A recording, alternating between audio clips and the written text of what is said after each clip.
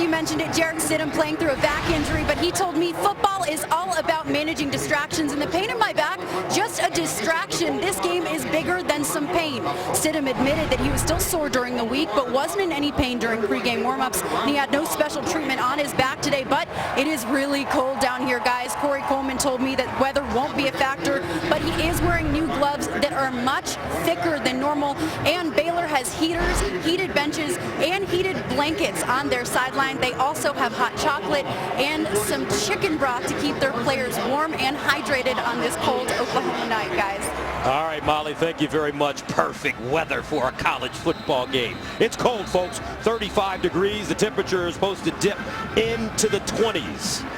Baylor won the toss, and the Bears elected to receive the football. This is a series that dates back to 1914. Oklahoma State leads at 1914 and has won 16 of the last 19. And as I mentioned before, Baylor hasn't won in Stillwater since 1939.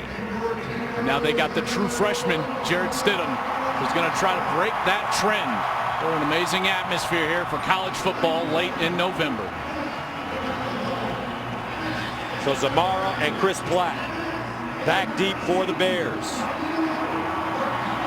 Baylor coming off their first loss of the season, 44-34 in Waco to OU. Oklahoma State beat Iowa State 35-31 on the road last week. They had to come back to do it. Ben Grogan will send it away. And here we go. Baylor, OK State. This is Platt from the 6. Trying to find the edge. Turns the corner. And he'll go out of bounds around the 35-yard line. So as the Bears take the field on offense, couple of things to pay attention to when they have the ball. Corey Coleman has been the most productive receiver in the country so far this season, and yet he was very quiet a week ago against a group of very good corners from Oklahoma. Oklahoma State has corners that can equal the Sooners, in particular Kevin Peterson, who's one of the best in the Big 12. Look for him to shadow Coleman most of the night. It's a matchup that should be fantastic. First down and 10 at the 36 for young Jarrett Stidham, true freshman, 19 years old, from Stephenville, Texas. Baylor has started every game this season with a touchdown on their opening drive. Stidham down the sideline. Whoa! He dropped it in, Corey Coleman, and he's down at the 15. Jordan Stearns makes the saving tackle, but it's a gain of 58. Last week, they got way too enamored with running the football on first down. Kendall Briles told us he wanted to be aggressive early. First play of the game, first down. And they'll run it now. Shock Linwood straight ahead. And he gets to the 10. Chad Whitener with the tackle. Hurry-up offense being applied by the Bears. 2nd and 5 at the 11. And once again, it's Linwood. He'll pick up the first down. What did you see in that game last week for Baylor against OU? They were a bit hard-headed with their run game. They wanted to run it on first down. They didn't take the shots necessary to open up their run game. Now they open the game with a shot down the field. They complete it to Coleman, and guess what? Run it a couple of times for a first down, and here we go. All of a sudden, they've been balanced. First down and goal at the 5. Opening drive for Baylor. Here's a handoff, Linwood. How simple can it get? Baylor storming down the field, scoring in 4 plays to take a 6-0 lead on the road here at Oklahoma State. Well, I'll say Jarrett Stidham's healthy. I know he only had to throw 1 pass, but it was absolutely perfect to Coleman, and Shock Linwood did the rest of the work with some help from those big guys up front. Those offensive linemen opening up an enormous hole. Linwood walks in for 6. And last week against Oklahoma, Linwood 21 carries, 103 yards as Chris Callahan comes in to attempt the extra point. And it's good. Linwood with his 10th rushing touchdown of the season. And Baylor making a statement early. They're ready to ball here in Stillwater.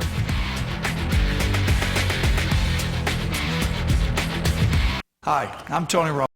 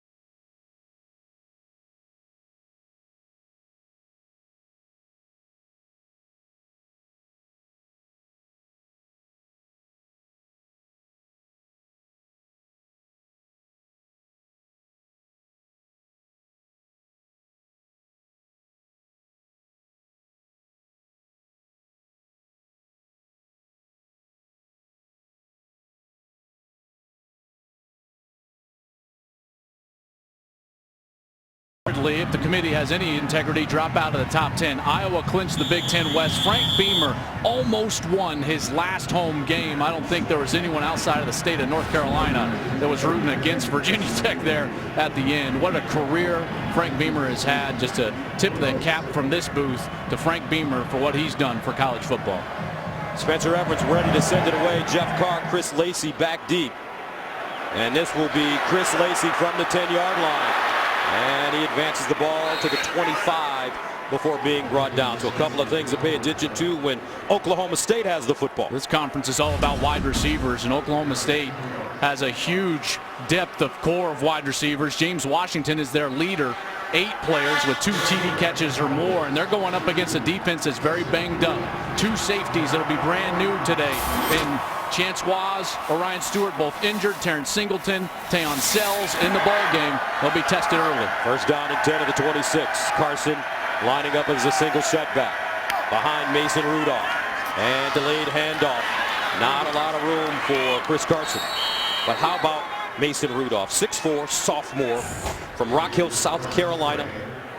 Coach Gundy last year went to him when he was a true freshman, redshirt, and says, hey, do you want to play or redshirt? Rudolph said, I want to play. Gundy, okay, then you're the starter. That was it, and the rest is history. Second down and 8 at the 28. And this time it's Shepard running right. And Brandon Shepard lost the ball. Baylor says they have it. Running toward the end zone, no call yet. Touchdown, Baylor. Grant Campbell picked it up and sprinted into the end zone.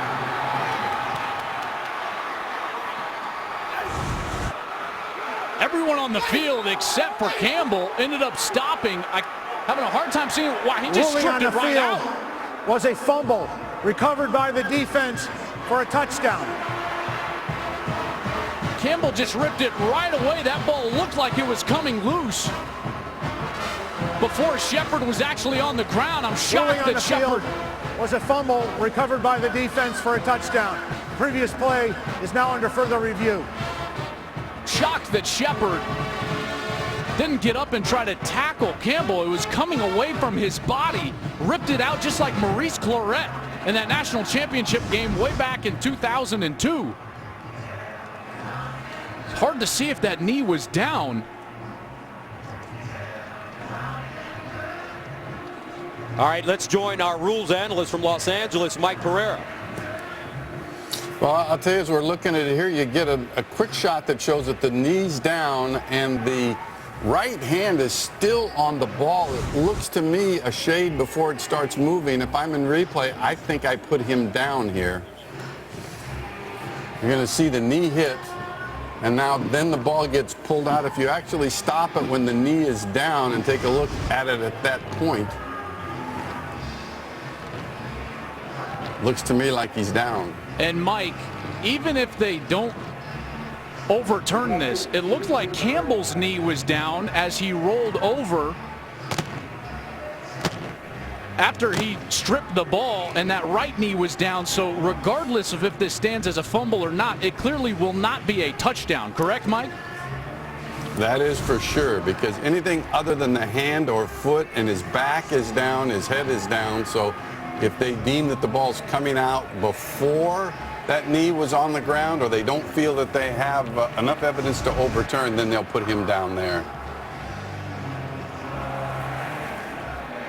Going to be such a tough call for these officials up in the replay booth. Mike, I tend to see what you're seeing, but it's so close. It's hard to come to that term indisputable. And here we go with the call. After review, the runner was down prior to losing possession of the ball. So It'll be third down and 3 at the 33-yard line. So Clock operator, please reset the game clock to 13:28. So Oklahoma State catches a break. They'll be faced with a third down and 3 at the 33. Thank you very much, Mike Pereira. As always, right on top of it, isn't he? Yep. But already Baylor on both sides of the ball coming out and playing with a ferocity after last week's loss to Oklahoma. an energy that we didn't see even at home against OU last week. And this defense needs it. They need something good to happen early with all the backups in. They're also missing Bo Blackshear, a defensive tackle, in this ball game. So having to be very creative with their lineup. A lot of guys that are inexperienced on the field right now defensively for the Baylor Bears. So 3rd down and 3 at the 33 for Mason Rudolph. In his last 4 games, he's been completing 67% of his passes, averaging 317 yards per game. He'll throw it on 3rd and short to the sideline and incomplete. Dangerous throw, as David Glidden was the intended receiver. So Oklahoma State will punt it away. Really good coverage from Trevon Blanchard. Number 48, he was a linebacker that was coming out underneath that route. Because of his defense, I thought that forced Rudolph to throw the ball higher than he wanted to. Terrific read. That's what happens on 3rd down. Zach Seiner, who's been having a wonderful year, back to punt at his own 18-yard line, links Hawthorne back deep at the 20. Seiner driving it, and it's fair caught at the 22. 7-0 the score. Corey Coleman, one of the best in the nation, back on the field right after this. You got a truck for a reason, remember?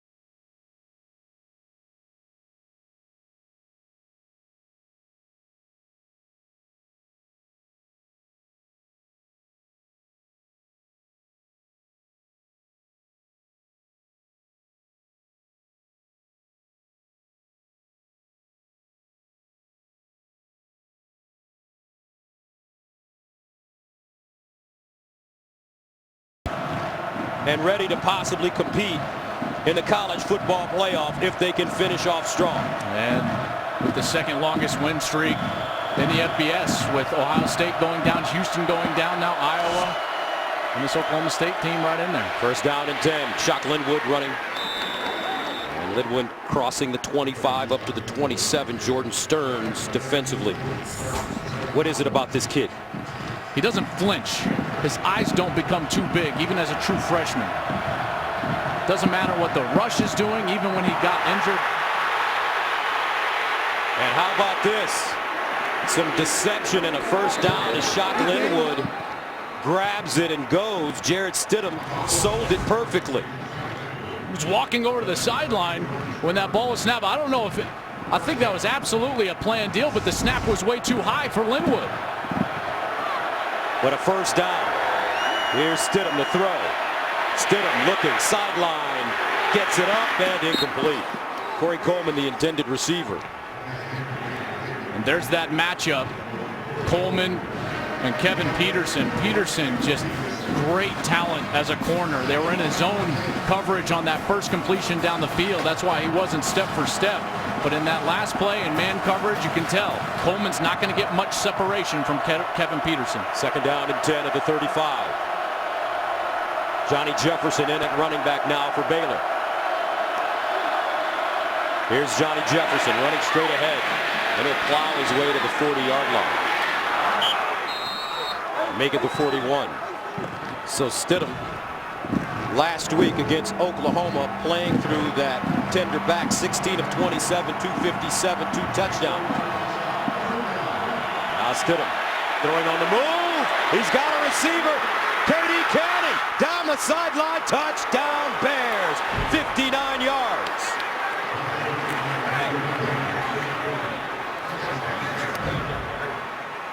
Oklahoma State bit on the double move. Watch Stidham come out to his right, and he's going to fake, and he's going to pump it right there. The safety draws up, and then all of a sudden, K.D. Cannon bursts down the field.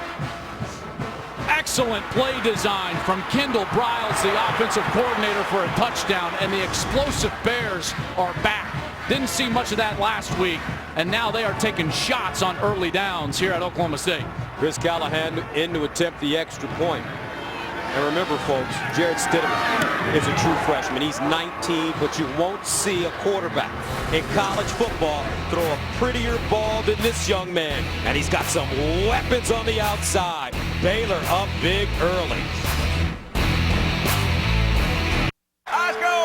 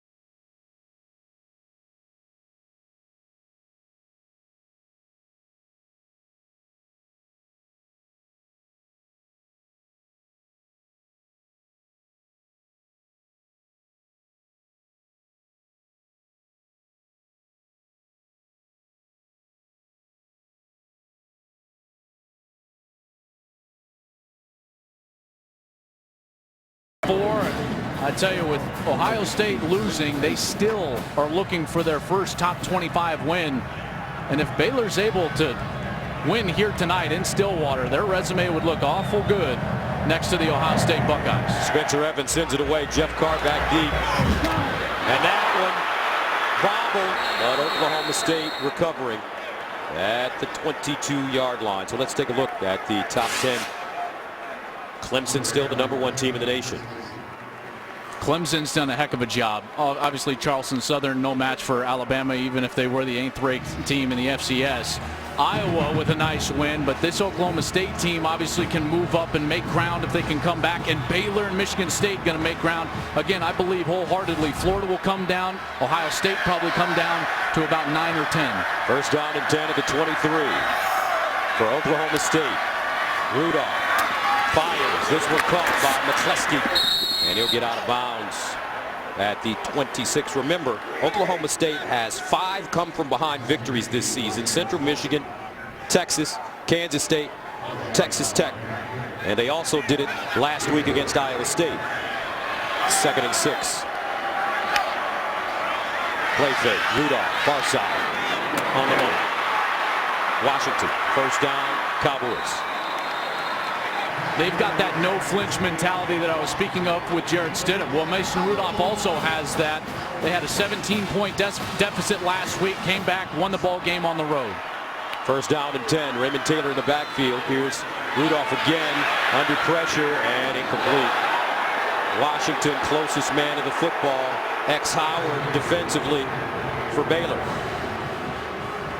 They were down 17 3 different times against Texas Tech. They've had 15-point deficits and won in 3 different games. They did not have the lead with a minute remaining.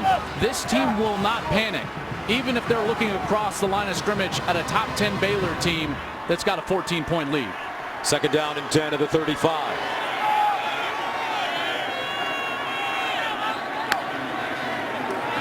Rudolph steps up in the pocket and is tripped up. Terrific job by Taylor Young, the sophomore out of DeSoto, Texas. The 2014 Big 12 Defensive Newcomer of the Year as a freshman a year ago.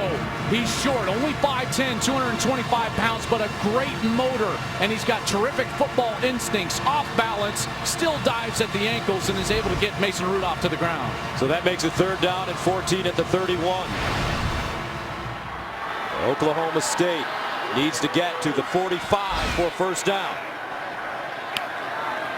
Rudolph delivers down the field. He's got his receiver. Aikman got it at the 32. What a beautiful ball by Mason Rudolph. And Marcel Aikman just gobbled it up. And now they're looking to go with tempo after the big play. A gain of 38. And they'll run it. Chris Carson straight ahead. Grant Campbell defensively for Baylor. Marcel Aikman picking up right where he left off a week ago. Logged a career high last week against Iowa State in that comeback. 8 catches for 132 yards. He was an absolute beast. Had a touchdown as well. Coming into his own, a 6'4" target, 210 pounds junior from Dallas, Texas. All 5 of his career touchdown catches have come this season. 2nd and 7 at the 28.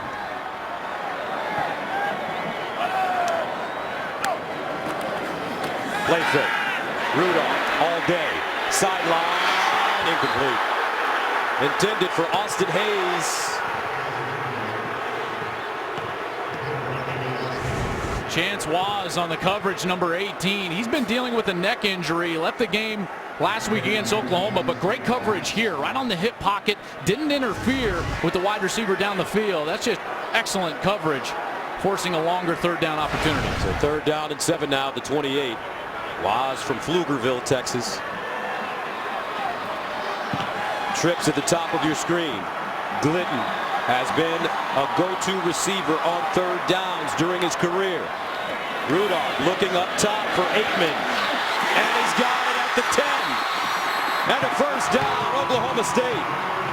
Howard had to hold on to his ankle. Well, they brought the house, everybody, which means man-man coverage on the outside and some hand fighting. They don't call the penalty. Aikman maybe gets away with that little arm bar there with the left arm and comes back and basically catches that ball one-handed. This guy's having a sensational couple of games. A gain of 18. J.W. Walsh in the game now at quarterback for Oklahoma State. The previous play was a completed pass. Previous play is now under further review. They want to see exactly if that ball was secured before he stepped out. That left arm was definitely still fighting with Xavier Howard. He's clearly inbounds, but you see there's some bobbling going on. They want to see if that's secure. He wasn't out of bounds until that right foot hits. Tough to tell exactly when he secured the ball, but it's going to be a great look. It looks pretty secure there. Now there's a little bobble, and then it's secure right when that right foot comes down. It was actually that opposite hand, that right hand, that eventually secured the ball. I don't know, Joel. Sometimes I think we are a little bit too precise. That's a catch. There's no question it's a catch. And I think I speak for everybody at home as we bring in Mike Pereira. Mike, I think every football fan, whether it's NFL or college, is getting a little confused on what's a catch and what's not a catch. Well, I think we're scrutinizing everything so close, looking for slight movement of the ball. Here they're going to look to see if his left hand slid off the ball, and then the right hand came back on the ball with the left foot still down. I agree with Gus. It just seems like we begin to almost over officiate the play in replay. And to me, this has some elements that are close, but let's remember, in replay, the standard in college is supposed to be, it has to be beyond a shadow of a doubt that the call was incorrect to reverse. And to me, this is close, but I'd leave it as it is. Mike, do you think it's a little overzealous to even stop it when it clearly is a catch, and by the spirit of the rule, he brought it down, he secured it, and was in bounds? Are they looking too hard for that bobble? Well, I mean, you know, it's something they always look, they call it they're looking for smoke. That's what they say. If you see any smoke, if you see a defender give an incomplete pass signal. After review, the ruling on the field stands. It's a completed pass. So Aitman with 2 big third down catches. Thank you very much, Mike Pereira. Oklahoma State now with the football inside the Baylor 10-yard line. What a weapon Aitman is in those one-on-one situations, and this is the point of the field. Even with J.W. Walsh, it's not solely a run package with Walsh. They will throw it, and Aitman's got the matchup on the near side of your screen. Had a hand in all 3 of the team's second-half touchdowns last week, rushing for 2 of them and completing a 7-yard touchdown pass. J.W. Walsh. And he hands it off to Jeff Carr around the corner. And Carr leaned forward and gets to the 3-yard line. A 6-yard pickup. They've been so effective with J.W. Walsh coming in the game in these red zone opportunities, these scoring zone opportunities. And one of the things that makes this 2-quarterback system effective is the fact that the players believe in him. He's a leader, he's a senior, and they play hard for number 4. The old team in the Big 12 is more effective in the red zone than Oklahoma State. 2nd and goal at the 3. J.W. Walsh. McCleskey, touchdown. Great deception by the Cowboys. Oklahoma State has converted 94% of its trips into either a touchdown or field goal in the red zone. Watch, the entire movement for Oklahoma State is going to the right, and just a little flip to McCleskey, and he's able to get into the end zone easily because everyone carried out the fake to the right side. Ben Grogan in to attempt the extra point. And it's good. High scoring affair in the first quarter.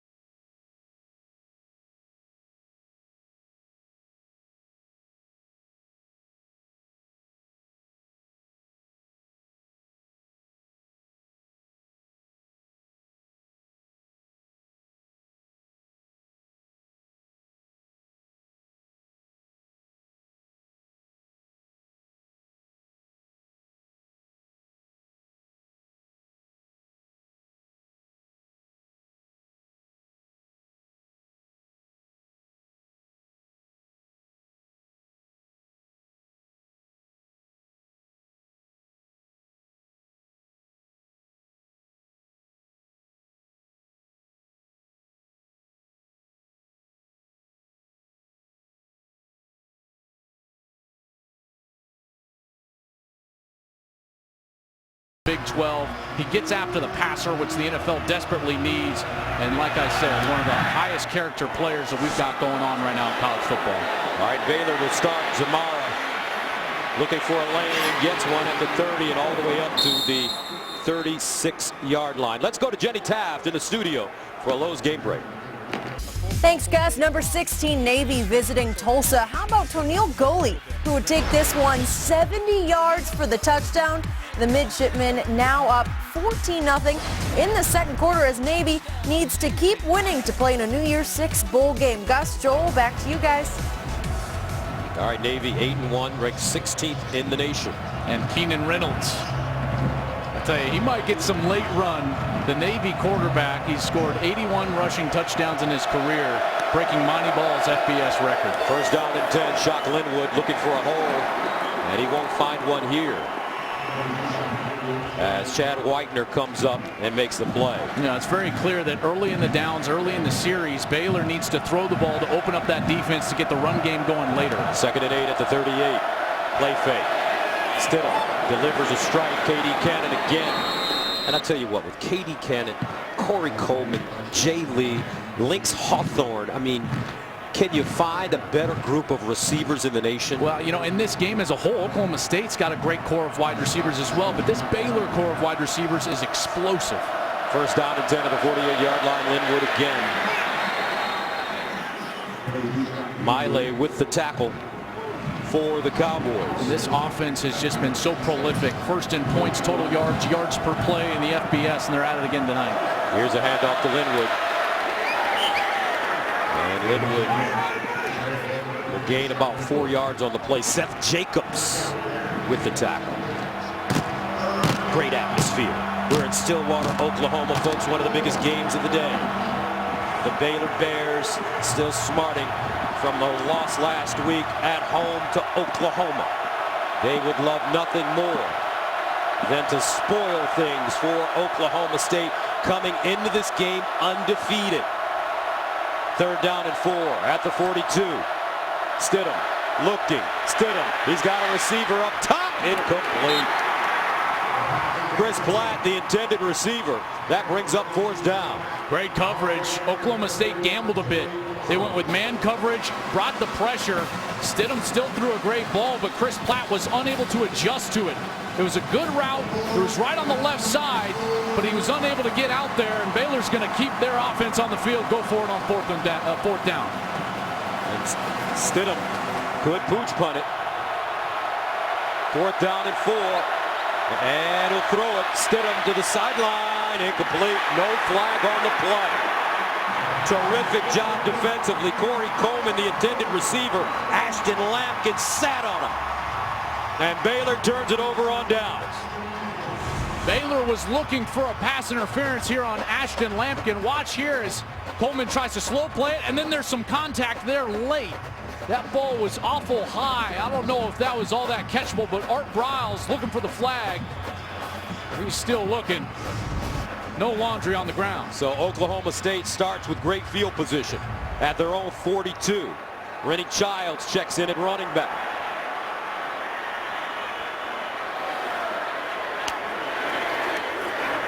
Rudolph over the middle, has a wide open man. The catch made by Zach Veach, the redshirt junior from Broken Arrow, Oklahoma. It's a 19-yard pickup. Play fake again. Rudolph going for it. Touchdown! The president, James Washington, 39 yards.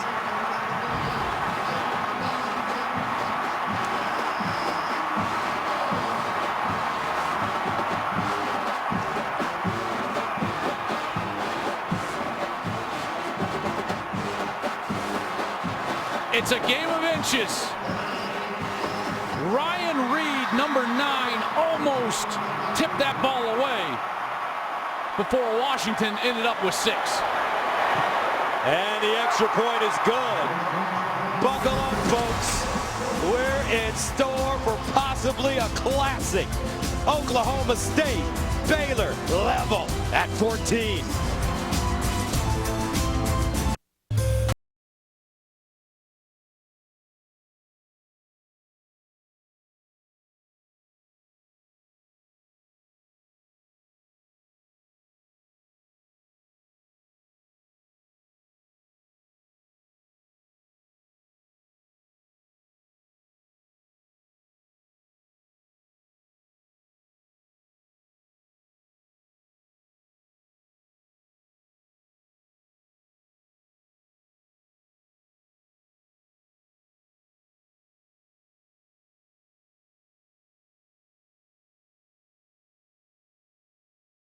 weeks against Texas Tech and TCU, he had 9 catches for 384 yards.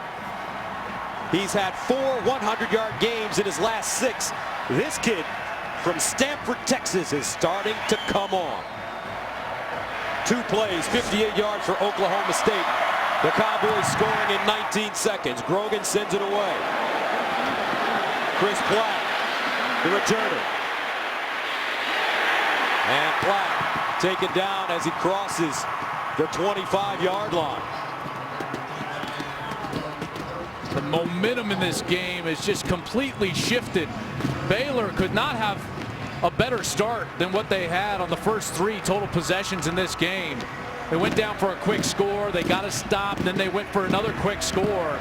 But ever since then, it's been all Oklahoma State. Remember, this is a team that is very used to playing with a deficit, this Oklahoma State team. It doesn't bother them. They just stick with their game plan. And now Jarrett Stidham is going to have to get this Baylor offense going with a raucous crowd around him. First down and 10 to the 27 for Baylor.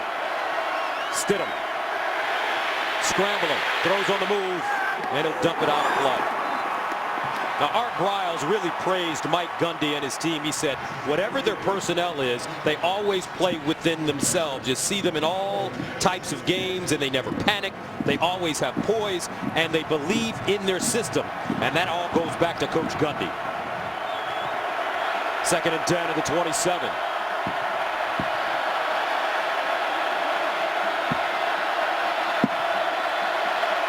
Stidham steps up in the pocket, trying to buy time. Stidham tripped up at the 30-yard line.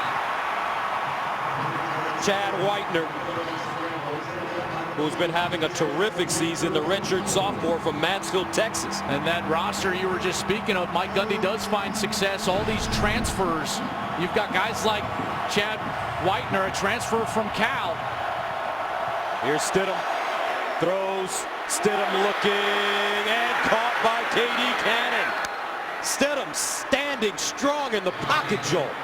This guy just does not flinch. Pressure right in his face, and he delivers a beautiful ball right down the field to K.D. Cannon, who's one of the fastest players in this conference. And another big play for the Baylor offense, which came into tonight's game, leading the Big 12 with 78 plays of 20 yards or longer. That's their 3rd big play tonight. First down, a gain of 42. Stidham looking underneath, and Coleman took his eyes off him. Corey Coleman, rare mistake by this All-America.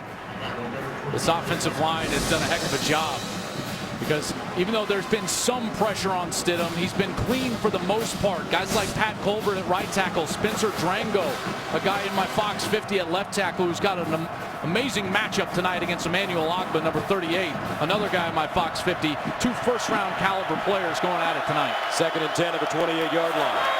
And Stidham going for the long ball again on a run. Incomplete. Coleman, the intended receiver. Kevin Peterson blanketing him. This guy's technique is just impeccable. See how he runs right in the hip, and then as soon as the wide receiver raises his hand to catch the ball, where do his hands go? Right between them. That is textbook defensive back play. That guy is a sensational player. Third down and 10 at the 28.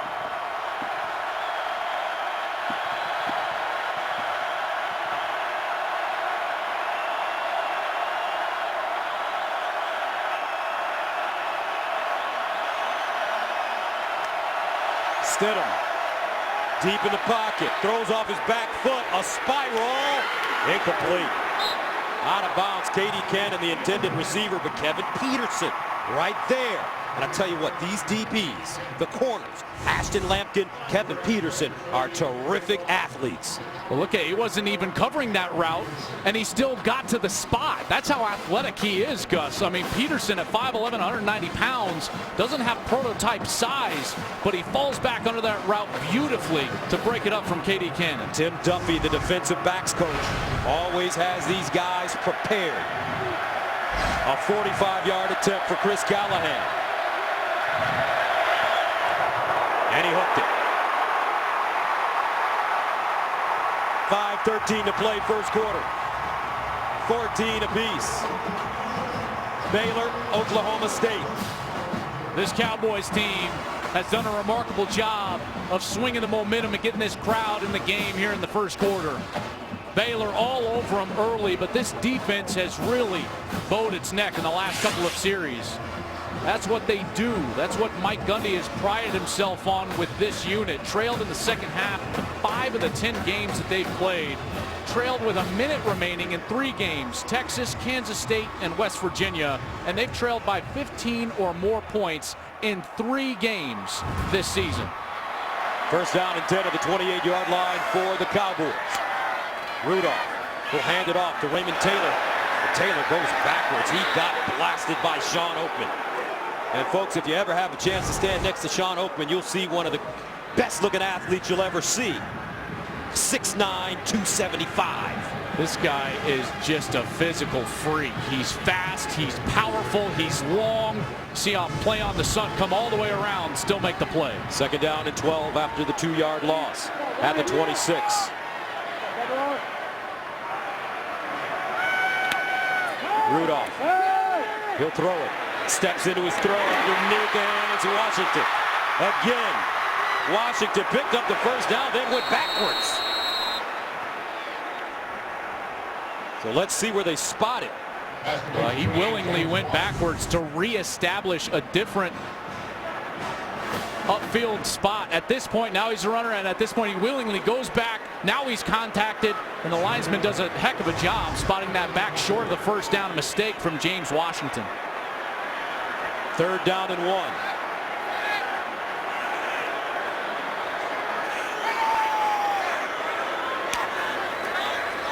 And Walsh in the game looking for the first down, and he's chopped down. He will not get it. Edwards coming up and making the tackle. Avion Edwards, the junior from Stephenville. And Oklahoma State with a decision to make. Now remember, Oklahoma State is the only team in the country that is perfect on 4th down this year, although the Cowboys have only gone for it 6 times. We're going to take a look at this, it seems like, but from our vantage point up here, and I know we're on the roof, Gus, but it looks about a half-yard short. Boy, how big of a mistake now is that reestablishment of field position by James Washington. Had the first down, and now it looks like it's going to be about a half-yard short. But Joel, why would you even think about it going for it on 4th down at your own 37-yard line? Well, this is when a coach could possibly be a prisoner of the moment, you know, the momentum, the crowd. But the prudent thing to do here is absolutely kick the ball away, in particular with how well the defense has been playing here in the last couple of series. But J.W. Walsh will trot back onto the field in the short yardage package for Mike Gundy. Let's see if he tries to draw Baylor offside. Walsh in the shotgun. 4th down and 1.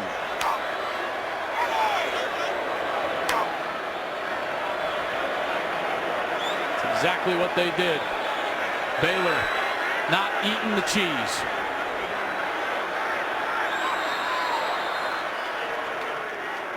So now they will bring the punt team on. Timeout, Oklahoma State. 3:14 to go. First quarter from Stillwater. 14 apiece. When you unwrap the triple treat box from Pizza Hut, it'll turn any night into a holiday night. 2 pizzas? Can we keep them? Ooh, breadsticks and a cookie. Jingle bells, jingle bells, jingle. Can we keep him? The triple treat box. 2 medium pizzas, breadsticks, and a Hershey's cookie. Unwrap this incredible box at an incredible price, just $19.99. Only at Pizza Hut. Thought we were watching the game. Sorry, Bolton's over. I like that. Joel Baylor did not eat the cheese. Can't fall for that trap. And now they'll bring their punter on, Zach Seiner. And back deep, Lynx Hawthorne for the Bears.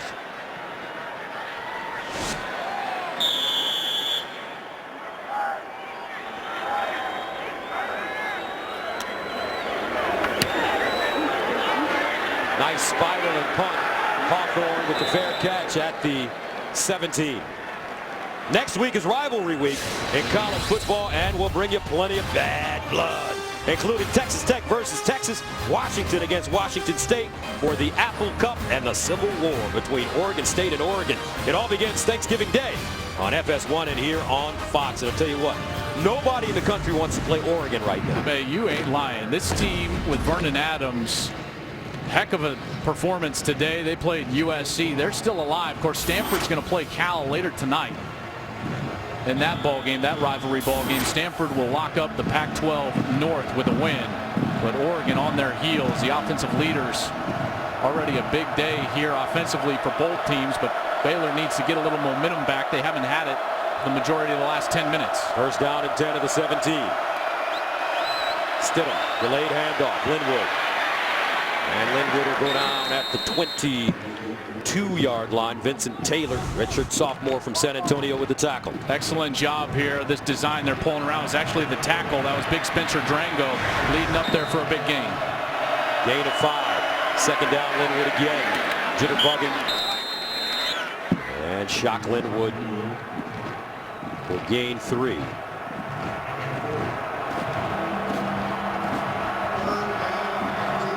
Third and 2.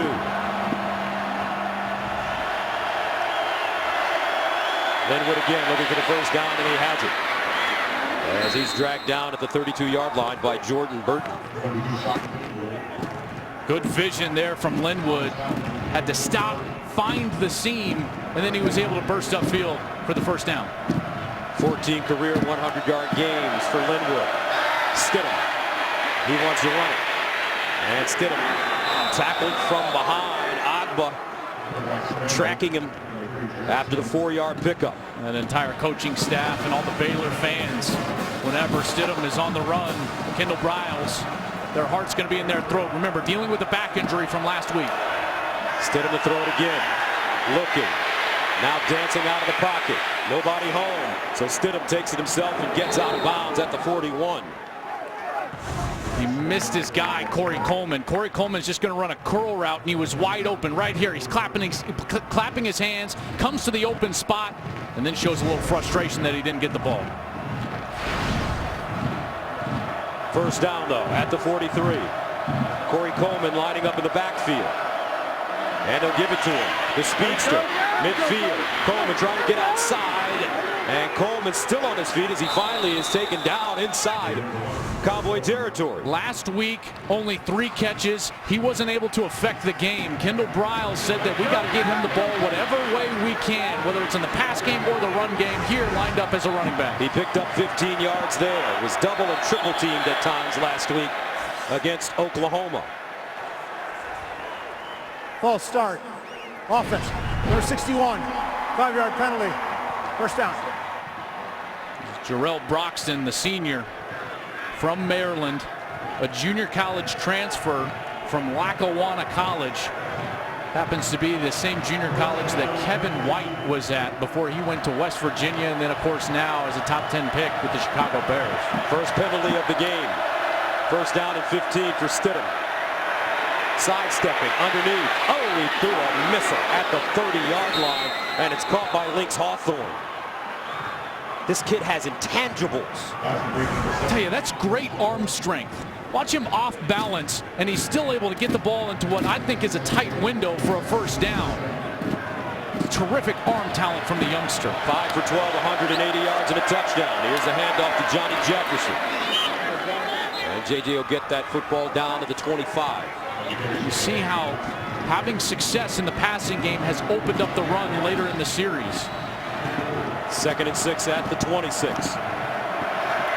Stidham. And it's caught. This time it's Zamora. Ishmael Zamora with a 5-yard pickup. 3rd and 1. This tempo has been very fast from Baylor so far. Jefferson looking for the first down, and he has it. As Baylor gets the ball close to the Oklahoma State 15-yard line. With 21 seconds remaining, Baylor runs a play every 19.4 seconds. That's the quickest tempo in the Big 12. Last week, I thought they slowed down a bit. There was way too much looking over the sideline. You can clearly see part of their game plan to go fast tonight. First down and 10 at the 18. Stidham over the middle. Caught Corey Coleman at the 3. First down.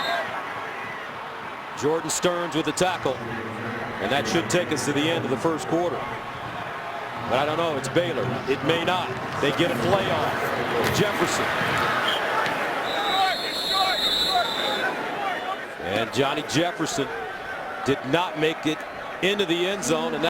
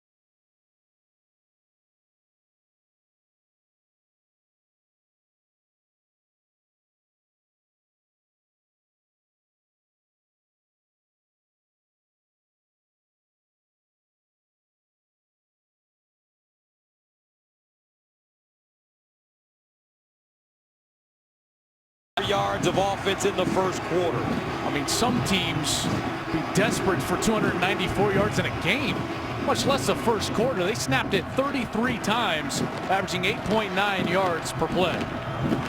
Second down and goal at the Oklahoma State 1-yard line.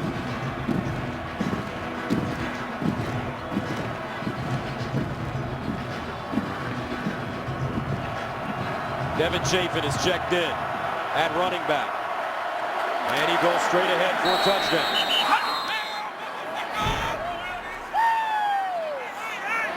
So Baylor marching it right down the field. 13-play drive covering 83 yards. And the Bears score in 3 minutes and 9 seconds. They had some big plays wrapped in there, there's no question, but that was pretty methodical. You know, this feels like a heavyweight fight right now, and there's some haymakers being thrown, but that was a series of body blows. The running game got going 4, 5, 6 yards a pop, and then when they needed it, Jarrett Stidham with some accurate balls down the field in order to convert on third down and keep themselves on the field en route to a TD. Chris Callahan in to attempt the extra point, and it's good. So let's take a look at the KFC stat comparison. Baylor already 96 rushing yards. They're going to love seeing that. That was something that they came into the game wanting to correct after the last couple. Getting it done in the passing game as well. 295 yards, 12 first downs. And you have to consider that Baylor was held to 239 yards and 23 points below its season average last week against Oklahoma. Now, Oklahoma is a great defense. I will say that. You know, I know most people outside of this conference don't think that anyone in this conference plays great defense. Oklahoma does, and this Baylor offense will attest to that. And that Oklahoma team probably playing as well or better than anybody in the country right now. Mike Stoops, the defensive coordinator at Oklahoma. It's taken him some time, but he's finally got him turned around defensively. Jeff Carr, the deep man for the Cowboys. And Spencer Evans will send it away.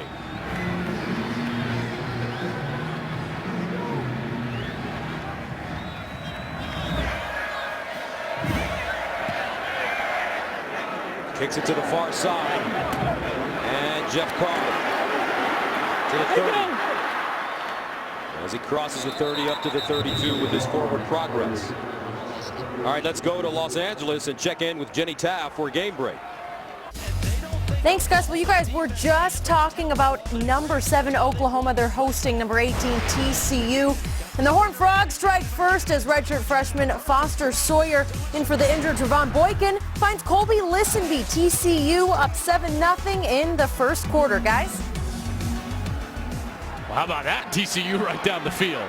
Heck of a throw from the youngster. First down and 10 at the 32 for Mason Rudolph. Carson tries to get outside, bottled up and taken down at the line of scrimmage. Nicely done by Blanchard, the outside linebacker. This defense playing without a lot of their stalwarts. Orion Stewart, a safety, returning all Big 12 player. Bo Blackshear, a defensive tackle, returning all Big 12 player. Both out for this game. They've held up decently so far.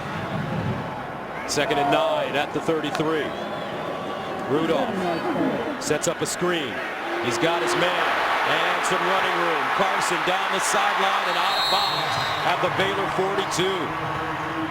Tayon Sells pushes him out of bounds after the 23-yard gain. They got so aggressive in that rush. You saw those Baylor players right in the face of Mason Rudolph. Great play call right there from Mike Yurcich and Mike Gundy. Dumping it over that rush, getting down the sideline for a big play.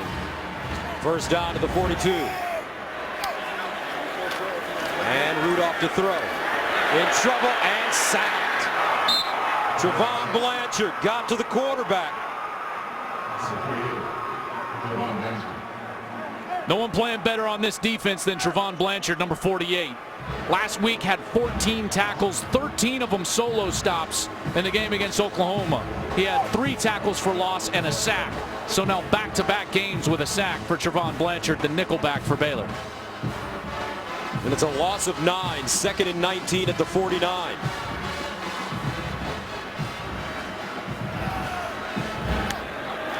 Here's Rudolph to throw it. Underneath. Caught. What a catch. At the 35. Austin Hayes just laid out and says, give it to me. And when the timing and accuracy is there, the ball placement is there. I mean, the passing game really is a beautiful thing. And that ball was thrown perfectly on time. Allowed Hayes to go after it and get it. Left his feet. Brought it down for now a much more manageable 3rd down scenario. J.W. Walsh comes in at quarterback now for Oklahoma State. On 3rd down and 3 at the 35. He generally runs it in these situations.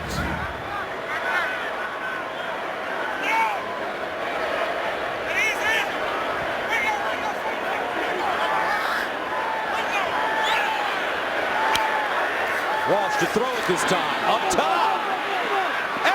Incomplete, and the flag on the play. Aitman, the intended receiver. And they're going to get this from the offensive perspective. Marcel Aitman shoved the corner right in the back. That's number 9, Ryan Reed. Extended with that right arm. Pretty clearly going to go against Marcel Aitman.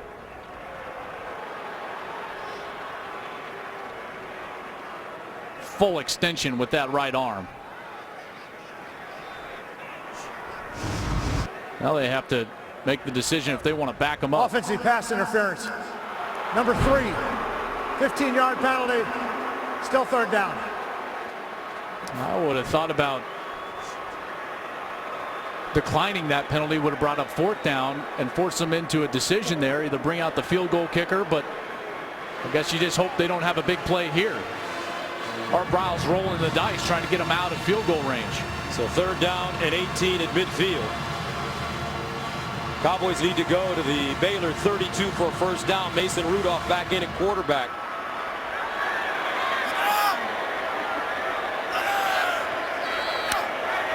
And here's Rudolph. Winds up down the field. Washington.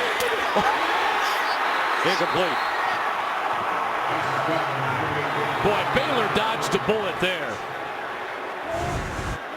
Ben Grogan, the kicker for Oklahoma State, has not attempted a kick of over 50 yards all season. That attempt, if they would have declined the penalty, would have been 52 yards, likely a punting situation. And with James Washington on the outside, you see that ability. I mean, the throw took him out of bounds. He comes back for that ball, and I thought Baylor dodged a huge bullet there on 3rd down. So Zach Seiner in to punt for the 3rd time on 4th down and 18 from his own 35.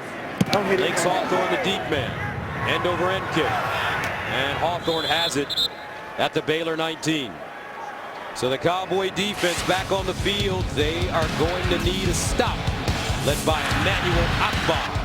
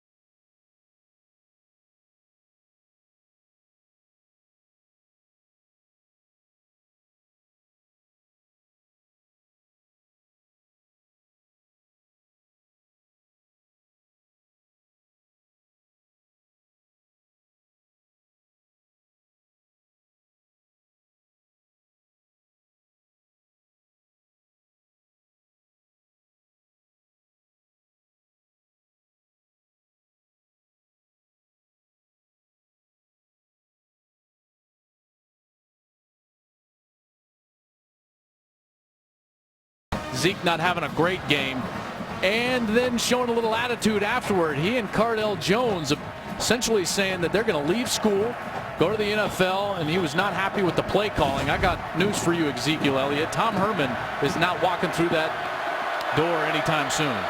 Corey Coleman, though, trying to get around the corner. He's a Heisman candidate as well. And Coleman taken down at the 24 by Chad Whitener.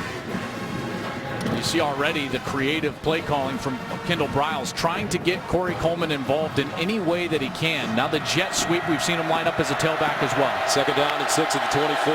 Stidham, pump fake. Stidham in trouble. Stidham looking.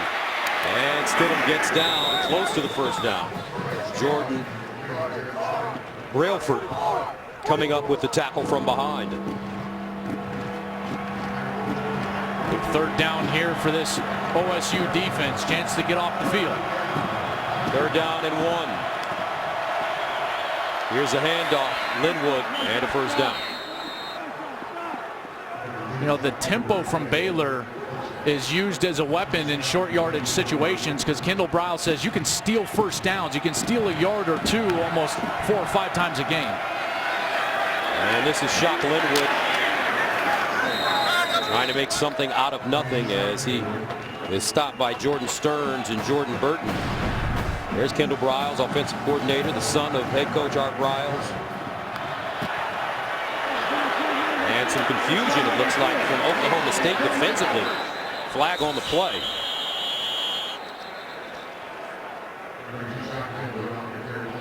Looked to me like Baylor did some substituting in the Illegal substitution. Defense. It's a 5-yard penalty. Second down. Oklahoma State's upset because they don't feel like they had the opportunity to match up after a substitution. They were trying to run in a whole new package. Glenn Spencer, the defensive coordinator for Oklahoma State. That's what you got to be careful of against this tempo offense of Baylor. You're trying to run guys onto the field, in particular wholesale changes like 4 different defensive linemen. You better make sure that the officials are holding the snap and giving you the opportunity to match up.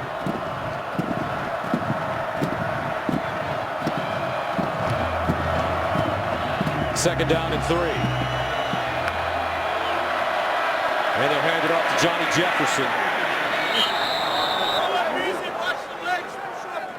And Johnny Jefferson will get close to the first down. Trace Clark, the senior from Wichita, Kansas, with the tackle. 3rd and 1.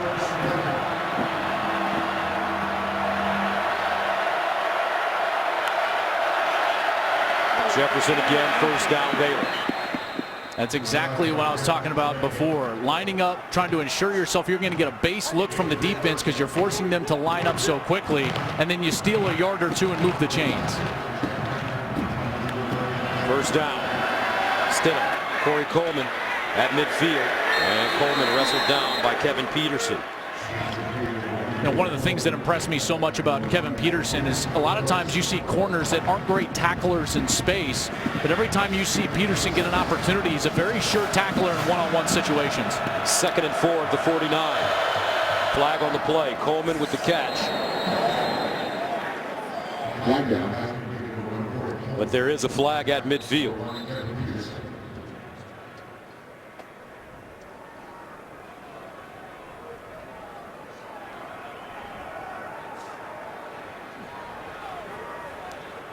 Illegal formation. Offense. More than 4 men in the backfield. 5-yard penalty. Second down.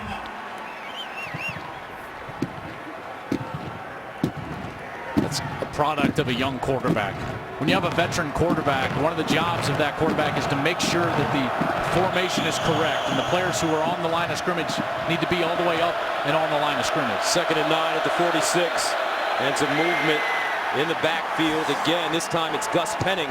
False start. Offense. Number 15. 5-yard penalty.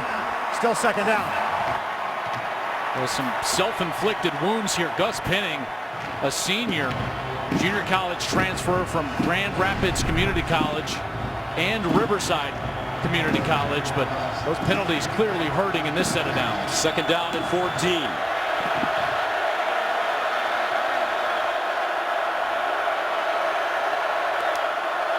And a bobbled snap. Stidham picks it up and is crushed as he releases it. That's not the kind of hit you want.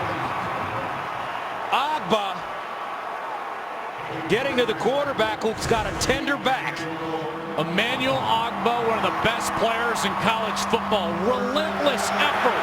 Big 12's defensive player of the year a year ago.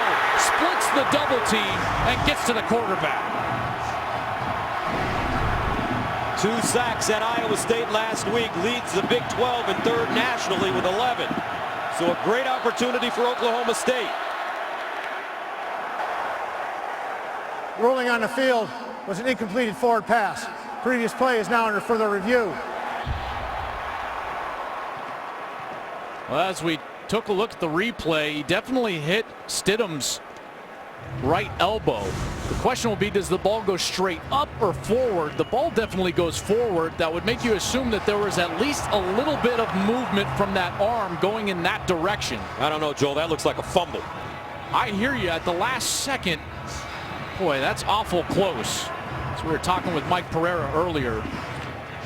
Generous of the replay official trying to start it. See how that is moving forward. I don't think it was moving forward, Joel. Was it? Was his arm moving forward? I thought I saw a little bit of forward movement. I see it's very close. There's no question that it's very close. Mike Pereira, your thoughts? I think you're right, Gus. I think it's awful close, and Joel, awful close. You know what awful close means? You don't change it. If it's ruled an incomplete pass, to me, the elbow hinges and the hand starts a bit forward with the ball before it comes loose in his hands. I just don't think it's obvious enough to overturn. You get a little forward movement there. Toughest call, by the way, that the referee has to make. But again, I don't see this as indisputable enough to overturn when they're trying to stay with the calls that are made on the field unless it's clearly incorrect. Mike, if I were to make an argument, here's the argument that I would make as a quarterback, that the nose of the football doesn't necessarily need to be pointed down the field in order for it to be moving forward. The technique of a quarterback is going to push the front of the ball away, and then that ball will start moving forward even if it's not pointing down the middle of the field. I know it's a close call, but the movement of the ball after it was knocked loose going clearly forward, how much would they look at that, Mike? Where the ball goes after it's knocked loose. I will tell you, replay officials aren't that smart, Joel, where they can talk about the technique and the points of the ball. They have a hard enough time trying to figure out now, is the ball, remember, in college, it's hand or arm moving forward at all. After review, the ruling on the field stands.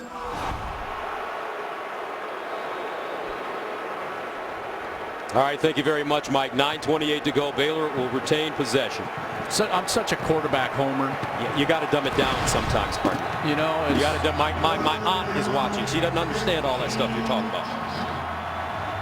I'm always looking for excuses for the quarterback. That's just right. the bottom line. I know. You know, got to dig deep for those sometimes. Third down and 14 at the 41.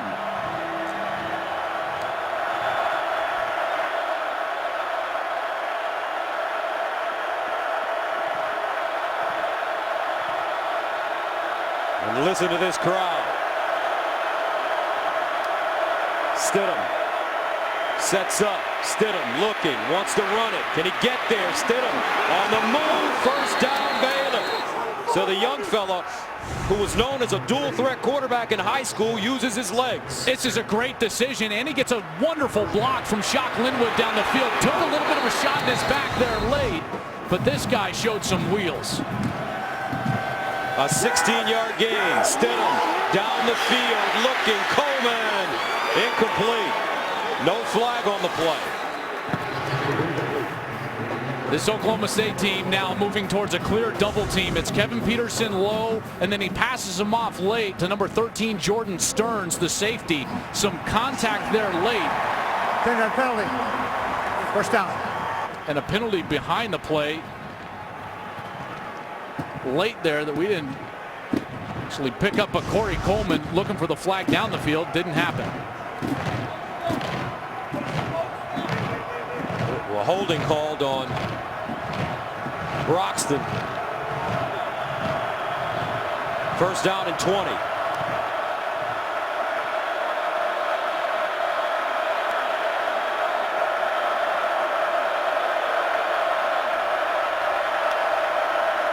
Stidham hands it off to Linwood with running room, and Shock Linwood taken down by Trey Flowers after a 7-yard gain. I mean, that is one of the better open field tackles you're going to see. The safety, Trey Flowers, he's only a sophomore, comes up perfectly. Stidham to throw it over the middle, and caught in traffic. This time it's Jay Lee. Showing courage there to catch that ball when he knew he was going to be hit. Third down and 3 at the 36. Linwood, first down, Baylor.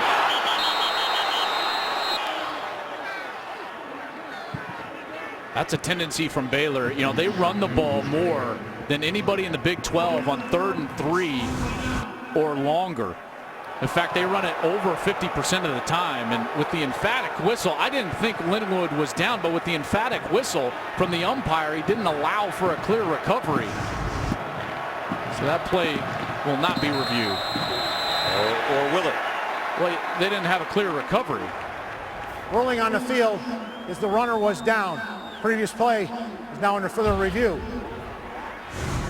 Now, if they let that play go and there's a clear recovery, there happens to be an Oklahoma State player near, but with the umpire blowing the whistle multiple times, I understand that's a fumble, but he blew the whistle so emphatically and multiple times, pointing at the ground. Look how everyone just stops. Is that a clear recovery after 4 whistles? With Baylor not having a chance to also go full speed after it? Mike Pereira is in Los Angeles. Mike, am I off my rocker? No, Joel, you're never off your rocker, but you're absolutely right about this. There's no question it's a fumble. Here's the rule. It has to be recovered in the immediate action after the fumble, and that's the whole thing they're going to look at here. Did players stop around the pile? Did number 1, who kind of came in after the play, not very hard, by the way, but came in and pick it up? Ball really almost rolled dead here. I don't see how you can put that in the immediate action after the fumble since you had players around the pile that stopped. I mean, this would be an enormous break for Baylor, because if that whistle is not emphatic, then Kevin Peterson is going to be the first one there, but I would have a hard time awarding the football after a series of 3 or 4 whistles from the umpire emphatically pointing at the ground when everyone else stops. Ball clearly loose. And there you hear the whistles. And of course, Joel, too, the other thing is they're not going to factor in the whistle. I mean, you're right. I mean, you could see him raising his hand, one, to signal the play is over, the umpire pointing with his left hand down to the ground, saying that the runner was down. But regardless of his whistle, did you play? Was the action dead After around review, the ball? there was a fumble. The ball was recovered by Oklahoma State at the 29-yard line. It'll be 1st and 10. Well, I understand it. It was a fumble. Peterson was clearly the first one to recover it. Oklahoma State, huge play here in the 2nd quarter.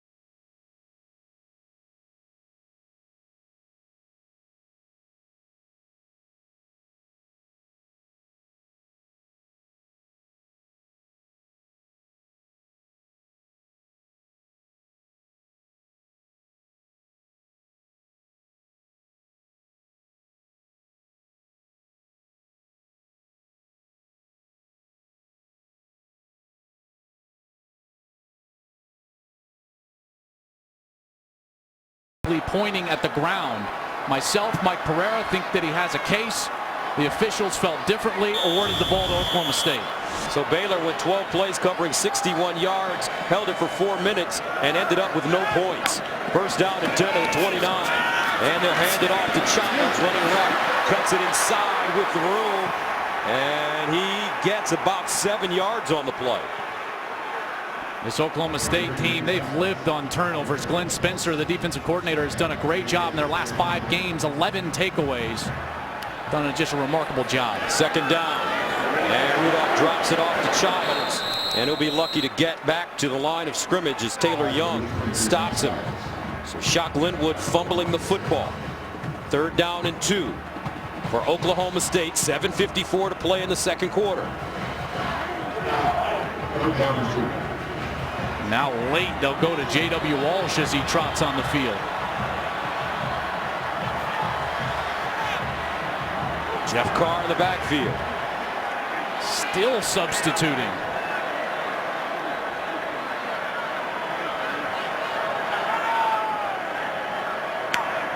J.W. Walsh runs it straight ahead, and he won't get it. So a fourth down coming up. Oklahoma State unable to capitalize off the turnover. Sean Open with the tackle. And they'll punt. Boy, and that's what length will do. He was blocked and had to go 3 or 4 yards directly to his right, and he reaches out with that long reach and is able to get Oklahoma State onto the ground. So Zach Seiner in the punt for the 4th time. Links Hawthorne back deep. Seiner standing at the 22. Delivers. Hawthorne with the fair catch at the 25. 21-14 Baylor. Back to Stillwater right after this.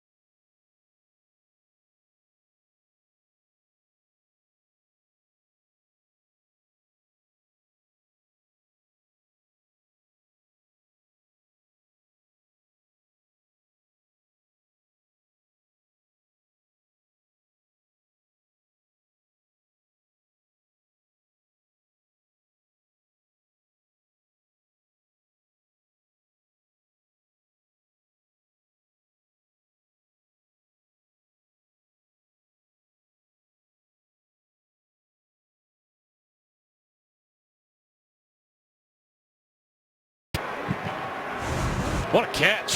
Has to come back and adjust to the ball and is able to get that left foot down. Boy, that was awful close to that sideline. Looks like he may have been out of bounds, but they play on. Stidham scrambling. Stidham looking. Drops it off. Jay Lee with the catch. And he gets out of bounds inside Oklahoma State territory. Scrambled out, made a play, and converts another first down. Excellent play from Stidham. First down and 10. Here's Johnny Jefferson. And he's taken down. And Johnny Jefferson is a player. Art Briles said he plans to get Jefferson into the rushing mix this week. The explosive sophomore had gone back-to-back games without a carry. 7 carries, 28 yards in this one. And this is his 8th carry. Expect them to go fast here. They've done it on every other third down situation. Not substitute, play fast, try to steal a yard. Look at the total yards, over 400 for Baylor. 3rd and 2. Jefferson, and he dives forward. It will be close.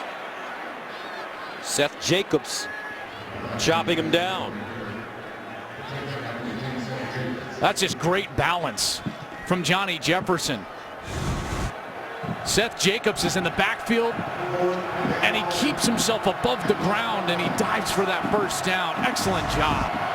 No, actually, it's 4th down and 1, partner, at the 25. Linwood back in the game at running back, and they'll give it to him. Now they pick up the first down. On 4th and 1. I thought he had extended past that 24-yard line, but Linwood comes in and cleans it up. First down and 10 to the 22. Stidham looking. Stidham for Coleman. Incomplete. And I don't know, Joel, you tell me. You have to have an amazing intellect to be able to do what this freshman has done. Well, clearly to play in the back half of a season in a championship run and to try to execute the entirety of the offense as a true freshman, it helps that he was able to graduate high school early and be in spring ball last year. 2nd down and 10 at the 22.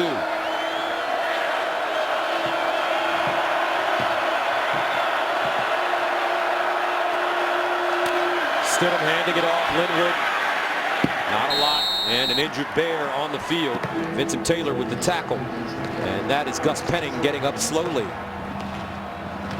Boy, Vincent Taylor has been so good, and now Oklahoma State, another 3rd down opportunity. This defense has been really good in the last 2 series, making a play to get themselves off the field. 3rd down and 9 to the 21.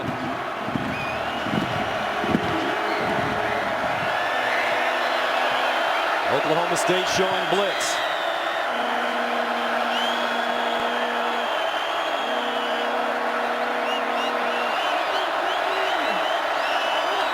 Stidham runs it. Stidham tries to get outside. No, he won't. Great defense by Jordan Burton, who tracked down the freshman. They brought the all-out blitz. I thought they would throw it because they had man coverage on the outside. And Stidham trying to get the edge is not able to get there. Burton, just a great job. A junior college transfer from Kilgore College. He's been one of the real bright spots of this team. Anytime we bring up Jordan Burton, Glenn Spencer, the defensive coordinator, he just starts beaming. He's a kid that came in, 70 tackles now coming into the game. So 4th and 5, and Art Briles is thinking about going for it. Remember, Chris Callahan has already missed a 45-yarder in his only attempt.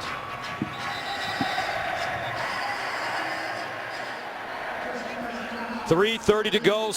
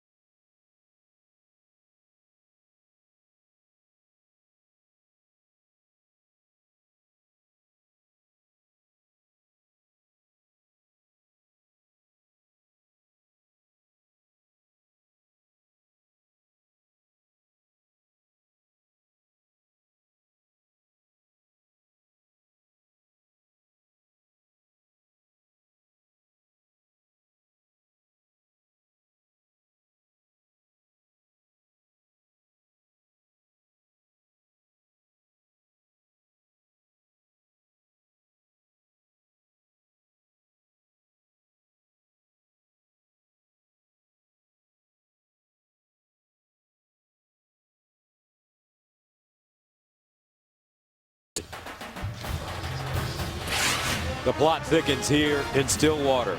Stidham going down hard on that last run. He looks like he's in pain. Remember, he came into this game with a tender back injury he suffered early on in the Oklahoma game last week. His backup is Chris Johnson, a sophomore from Bryan, Texas. In the meantime, Chris Callahan comes in to attempt a 34-yarder. He missed his only attempt from 45 yards away.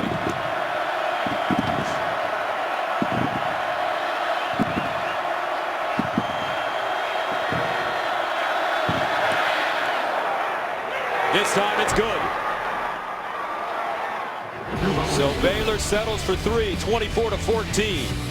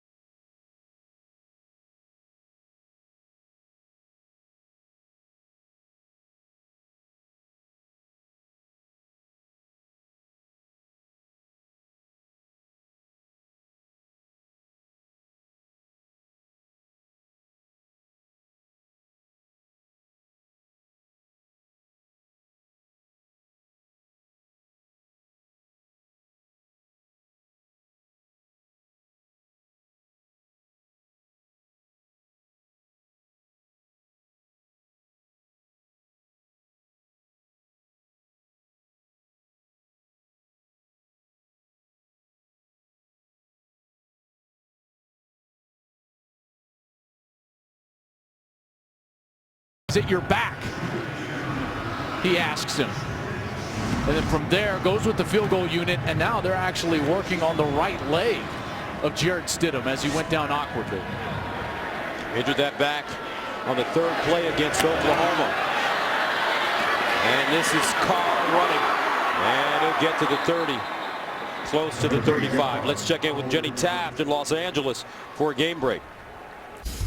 Thanks, Gus. Number 4 Notre Dame and Boston College from Fenway Park in the Shamrock Series. Deshaun Kaiser to Amir Carlisle after a roughing the kicker call extended the drive. The Irish up 10-0 as the second quarter winds down. And guys, Notre Dame's playoff hopes have to improve after Ohio State's loss earlier today.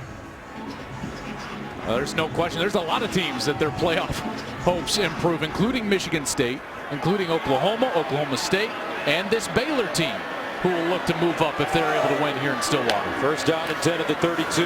Rudolph. Sideline. Nice ball. Aikman with the catch, and he's pushed out of bounds at the 38. Howard defensively as Rudolph will get to the line of scrimmage quickly. 2nd and 3. Rudolph again to throw. Under pressure, and he's sacked. 3rd sack of the night. Avion Edwards shot out of a cannon. Edwards, the junior from Stephenville, a little bit of a delayed blitz right there. He sees the opening and he takes off. Mason Rudolph had nothing down the field, had to eat it, had to take the sack. What a job from Edwards, backing him up here for a 3rd and long. That's a loss of 6. 3rd down and 9 at the 33. Cowboys need to go to their own 42 for a 1st down.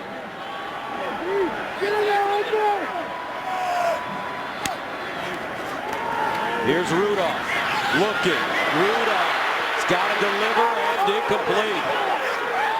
Andrew Billings had 2 hands on him. They're looking to see if there was a receiver in the area. He was throwing it towards Zach Veach, number 86, but it didn't get anywhere near him. Intentional grounding. Offense. Number 2. Penalty enforced in the spot of the foul. Loss of down. 4th down.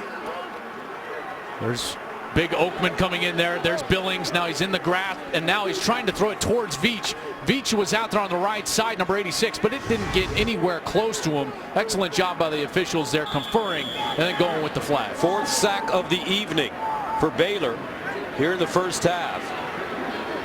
So Siner will punt it inside his own 10. Lynx Hawthorne standing around the 35.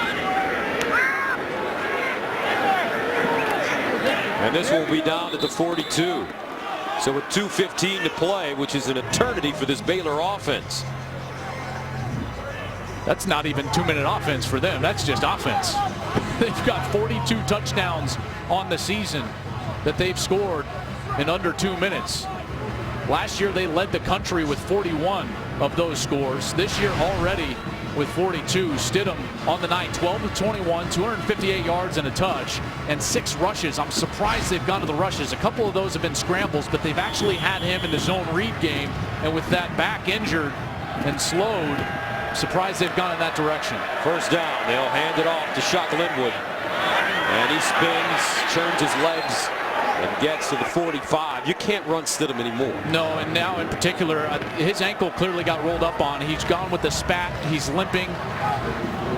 That right ankle is pretty heavily taped now, and there's not a lot of bounce in his step. 2nd and 6. Linwood. And a first down. Looks like it. With 1:45 to go. And they'll say he didn't get there. No, we both got caught on that, and now Linwood limps off the field.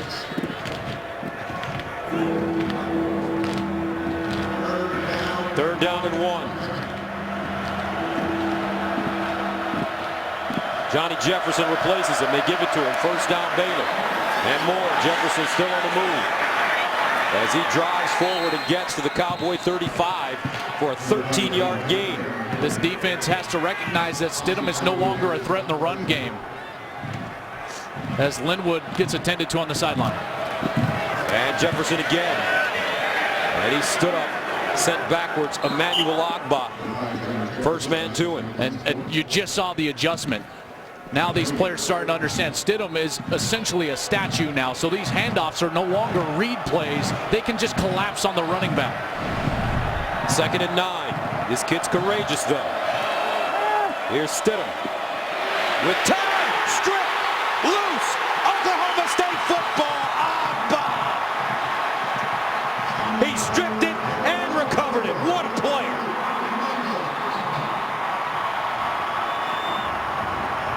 He came into this game with 11 sacks, 26 in his career, was the active leader in the country. And I just said Stidham was a statue, and he was absolutely a statue in the pocket. Agba comes in, strips at the ball, then dives over Stidham for the recovery. This guy is amazing. His 3rd forced fumble of the season, his 2nd fumble recovery. Stidham saw him, he just couldn't move. He couldn't step up in the pocket. Can Oklahoma State's offense, though, make Baylor pay? 1st and 10 at the 38. 45 seconds to go. Rudolph down the field for Washington.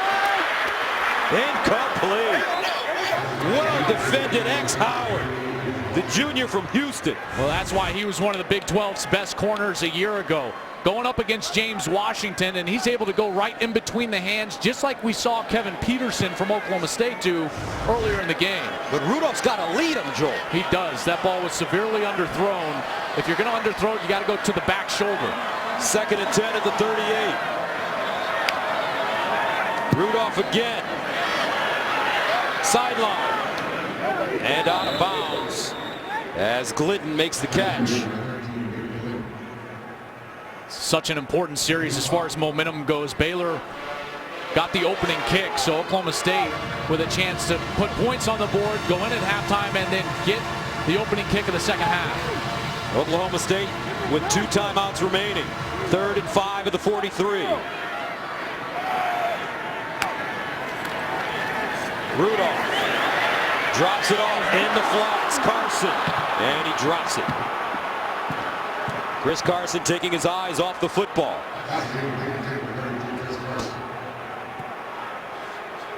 And Rudolph did exactly what he needed to do. Dumped the ball down. He was being conservative with 2 timeouts. That's being afforded to him. The ball was just dropped.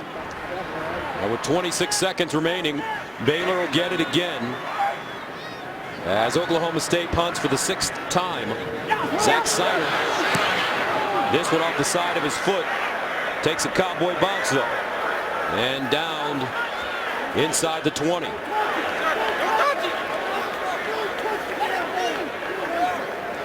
Now huddle up with college football experts in live web chats all season long. A new guest every week, the Edward Jones College Football Huddle on FoxSports.com. And I would expect, even though Baylor is a fast-paced team, that they want to get Jarrett Stidham into the locker room as fast as they can. That's right. They've got to take stock of whether he can play or not, because on that last possession, not even for the effectiveness of the offense, Gus, but for the health of a young player, you can't have him standing there as a statue with Emmanuel Ogba on the field. So he'll take a knee. For Baylor, 443 yards of total offense in the first half. Oklahoma State with 188. So we head to halftime with the score, Baylor 24, Oklahoma State 14. Right now, let's send you to Rob Stone in Los Angeles. It's been the opportunities that Baylor has created and not taken advantage of that is the story of the game right now. Stidham coming out on the field at halftime, noticeably limping. So we'll see if Chris Johnson will be warmed up early for Baylor. Carr and Lacey back deep. And Jeff Carr from the goal line. Gets to the 20. And up to the 23-yard line before being stopped. Now let's go downstairs to Molly McGrath. Gus, you mentioned it. Jarrett Stidham walking out very gingerly. Art Briles said it's his back, it's his leg. Name another body part. He is banged up. He said that he's questionable. He may try to play him, but we will see Chris Johnson very soon, he said. Training staff were also working on running back Shock Linwood's left leg going into the half. There was blood on that leg. He is questionable as well. All right, thank you very much, Molly. First down and 10 for Oklahoma State at their own 23. And this ball thrown to the far side and incomplete. Mason Rudolph looking for Aitman, but a flag on the play. We're going to get a hold here on the interior on the slot receiver. Personal foul, face mask, defense, number 18. 15-yard penalty, automatic first down. Well, that's what he was holding, was the face mask there. Chance was the safety was lined up on the slot receiver. As he took off down the field, it was number 13, David Glidden. And he just grabbed him by the face mask. So first down for OK State at the 38. Chris Carson, the pistol back behind Mason Rudolph. And they'll give it to Carson running left. He cuts it back. A little bit of space, stays on his feet.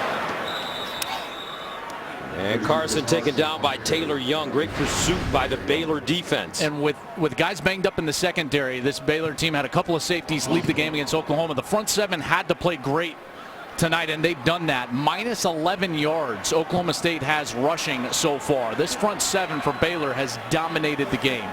Second down and 11 at the 37. Carson in motion out of the backfield. Rudolph throws it to him, and it's incomplete. He knew that Trevon Blanchard was bearing down. And this Baylor defense has looked excellent tonight. They have. They had those couple of series where they got hit with the big play down the field. Washington got in the end zone. But outside of those two series, we've seen great play from Baylor. Shock Linwood trying to get loose. The running back, will see that left leg, if he's going to be all right. Stidham now dealing with an injury. This game might be in the hands of the Baylor defense right now. Third down and 11 at the 37. Rudolph over the middle. Incomplete. That one thrown high. Intended for James Washington. And Oklahoma State will punt it away. A dangerous throw. There were 4 Baylor Bears around James Washington. There was a window, a small window. If the ball was thrown lower, Washington would have had a chance at it, but the coverage was excellent from X Howard. So Signer will punt from his own 22. Lynx Hawthorne stands at his own 25.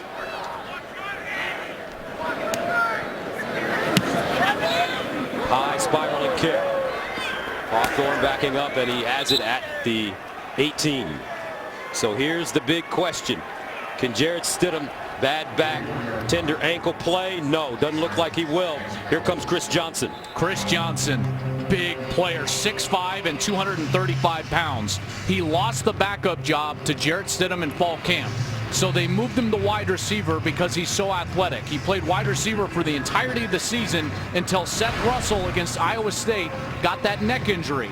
They brought him back to the quarterback room to be the backup quarterback, and now he finds himself on the field with a 10-point lead as a top 10 team in the country without his starting running back, Shock Linwood. Johnson has not thrown a pass this season. In 2014, he was 4 for 4 for 28 yards and ran 4 times for 29 yards. Dual threat quarterback in high school, was rated the number 5 by one service. And on first down, Johnny Jefferson running the football. He's out of Bryant, Texas. And Jared Stidham may be done for the day. And they're going to have to slow down their tempo as such. Now it becomes a bleed the clock out type of game. Second down and 8. Johnson to throw it. Goes down the field. Incomplete. Whoa, what a play on defense by Trey Flowers. Trey Flowers saved a touchdown with this late reach with his right hand, and his head wasn't even turned. This is just complete luck of the draw. He reaches out with his right hand. What an amazing play, knocking that ball away. Third down and 8 at the 21. Trey Flowers from Converse, Texas. Johnson in to start the second half for Baylor.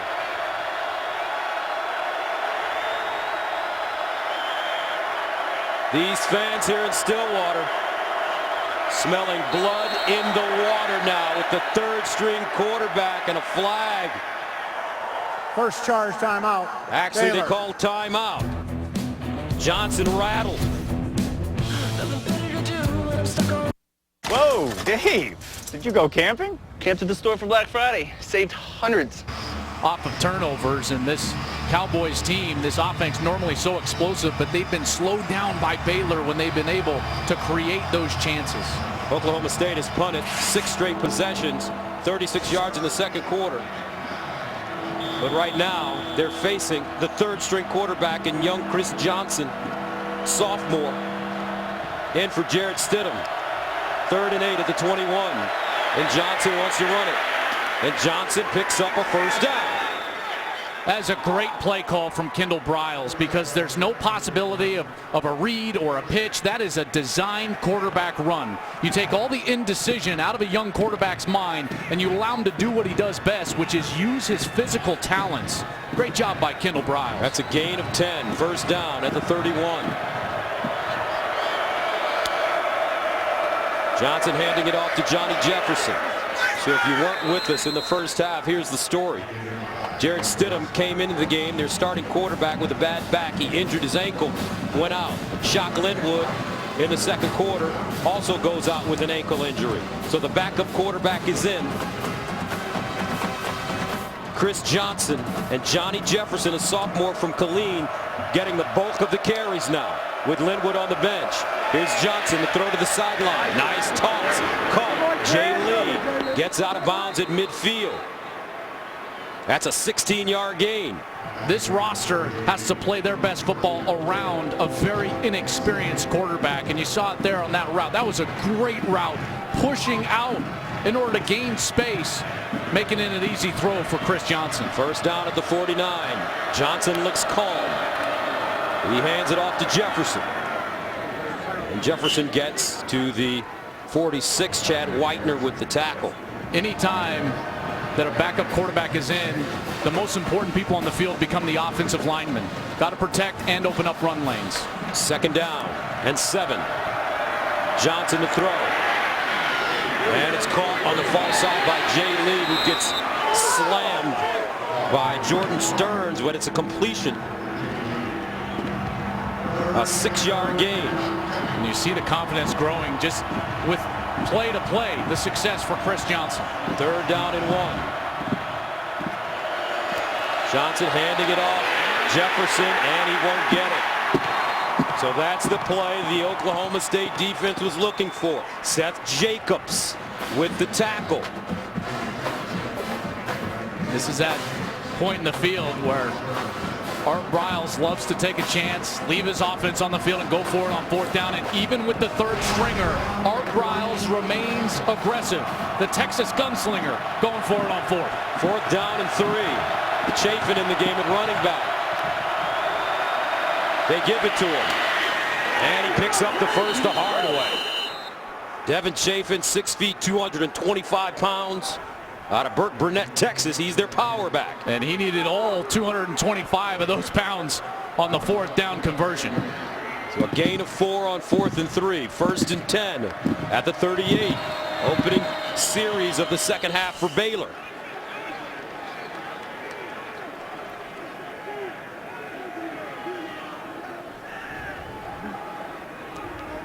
All 11 players were not set prior to the snap. Number 85, false start, offense, 5-yard penalty, 1st down.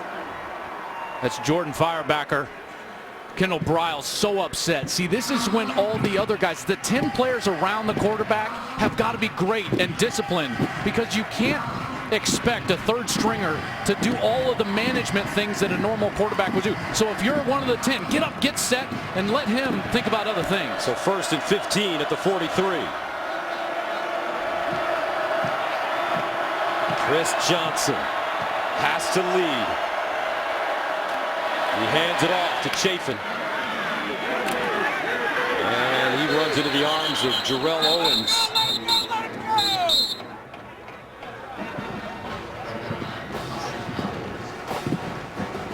They'll move fast here. Snap it quickly on 2nd down. They need 11. Johnson, play fake. Johnson lofting it in the air. Jay Lee, touchdown Baylor. Chris Johnson stepping in like Johnny U. Unflappable. What a throw. That ball was perfectly thrown. Late safety help from number 13, Jordan Stearns, but that ball was perfectly thrown. Even if he breaks on time, that's going to be a touchdown. What a play from Chris Johnson. Welcome to Division I football, young man. His first career drive for a touchdown. Extra point is good. Baylor brings in the 3rd stringer. Business as usual. There are things we expect from a phone screen. Then he goes to Bryce Petty, wins a couple of Big 12 championships. Seth Russell was playing well. Jarrett Stidham was playing well. Now it's just Chris Johnson's turn. Well, you can never doubt a Johnson. I mean, come on. You want to play? That's right. Give him some of that. I think I got a year left at 48, Joe. I want to play for Art Bryant. Oh, yes, you do. Oh, my goodness. So let's see how Oklahoma State responds. Their offense really struggling now. They'll return it with Jeff Carr. And Carr over the 20 up to the 24-yard line. The most fearless voice in sports is on FS1, the one and only Colin Cowherd. He's bold, unique, and outspoken. And you can see him on the Herd every weekday at noon Eastern, only on FS1. You know, we're saying a lot of good things about Colin nowadays. I know you're on his show quite a lot. I go on once a week.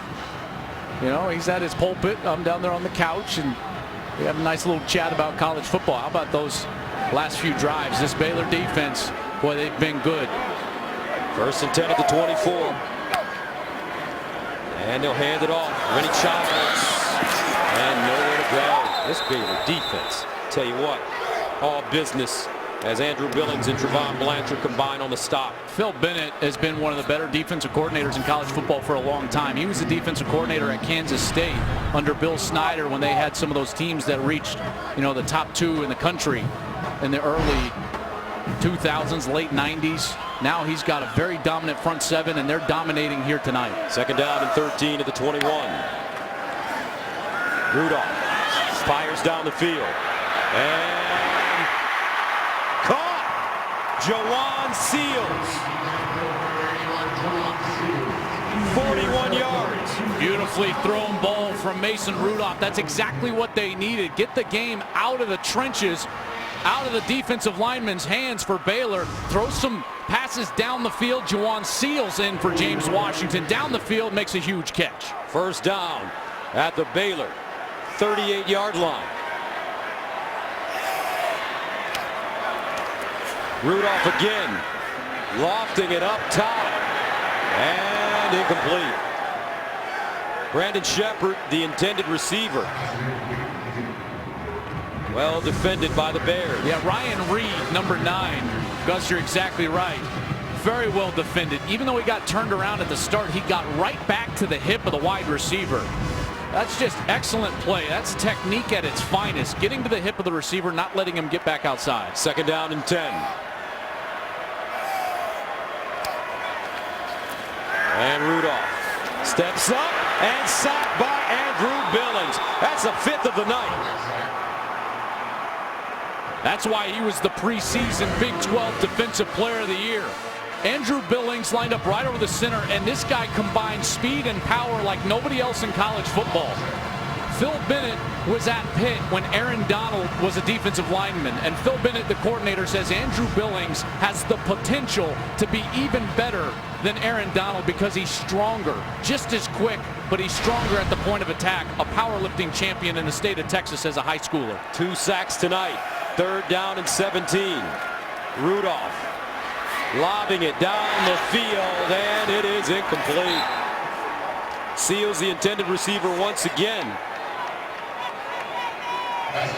And with 8 minutes and 12 seconds remaining in the 3rd, Oklahoma State really looking for a way to get their offense revving up. It's tough unless it comes from that big play because those defensive linemen are playing so well up front. Zach Steiner again punting for him, the 40, his 7th punt of the game. And Hawthorne has it at the 16. 8:04 to go, as some other offenses around the country. Well, it's built on space and simplicity. And remember, Art Briles has always said, I recruit freaks so that he can put them on the outside and then they can win with athleticism. The goal of the quarterback is to just put the ball into safe spots. Corey Coleman in the backfield, and Corey Coleman running the football.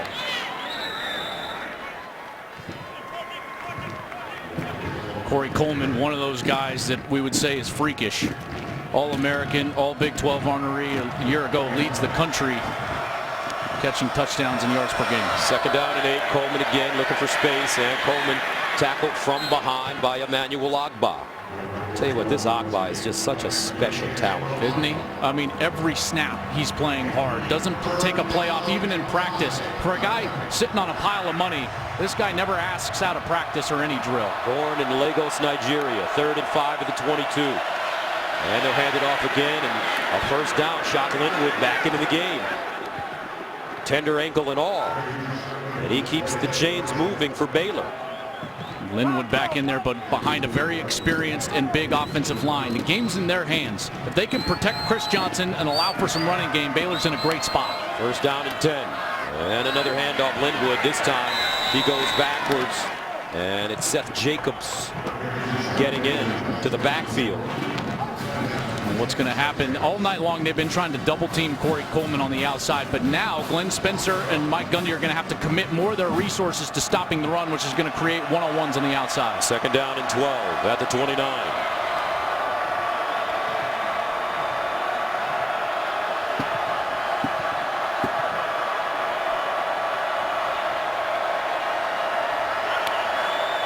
Johnson to throw it. Johnson winds up down the field again. Whoa! K.D. Cannon, touchdown, 71 yards. Chris Johnson.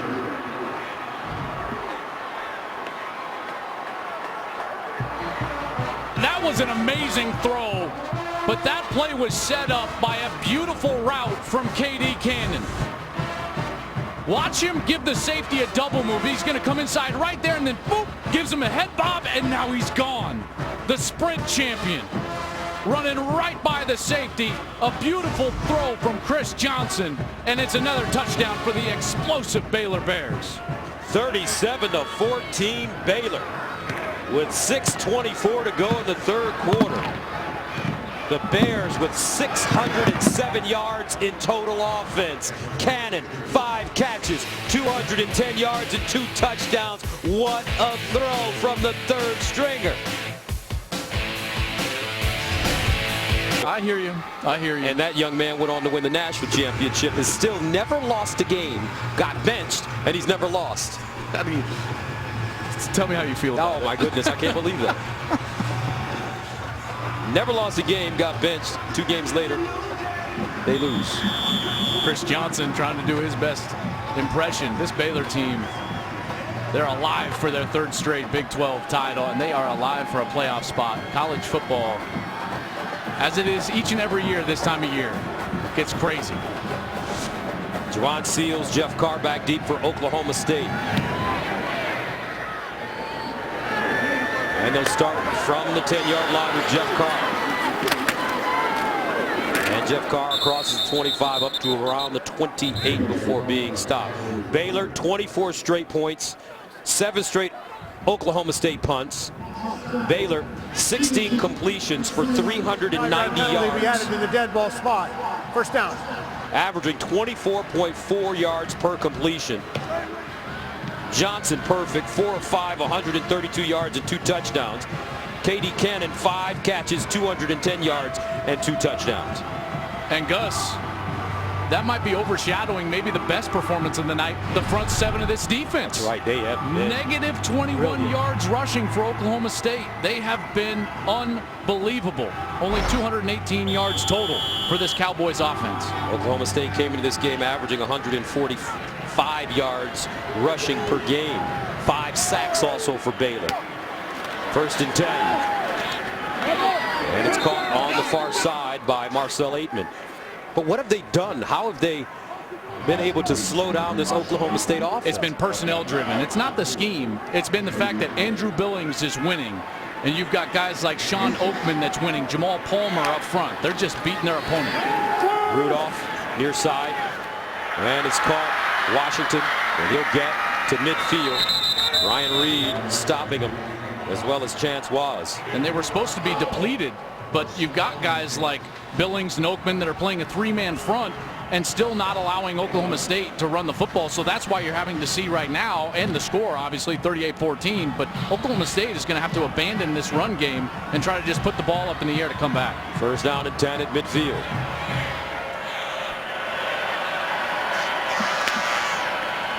Rudolph to throw it again. And Rudolph to Washington, and he's unable to hold on to the ball. And that's because Howard there defensively for the Bears. Boy, Howard's had a tremendous night tonight. He was beat once earlier in the game by James Washington, but for the most part, he has been right there in his hip pocket, ready to pounce on each and every completion. 2nd down and 10.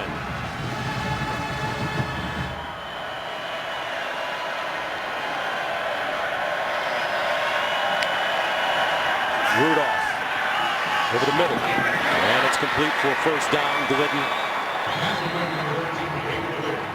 finding a soft spot. Glidden had been so quiet tonight. He was their leading receiver coming into the game with over 700 yards and 45 catches. Mason Rudolph's been unable to find him for the majority of the game. 1st down at the 36. Rudolph goes up top and incomplete. Aitman, the intended receiver for Baylor, but Tion Wright was there, the junior from Amarillo. Watch this coverage, Gus. This is as good as you can play it. Watch the corner. He cuts him off.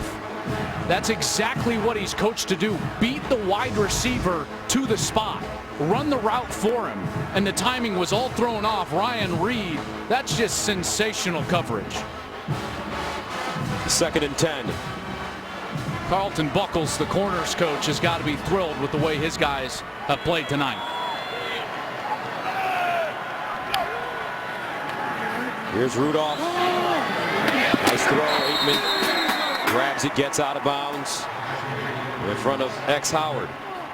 And this offensive line has been able to provide a little time on this series and allowed Mason Rudolph to get the ball down the field, and they've been coupling together some 1st downs for the first time in a couple of quarters. 1st down at the 22 of Baylor for Oklahoma State.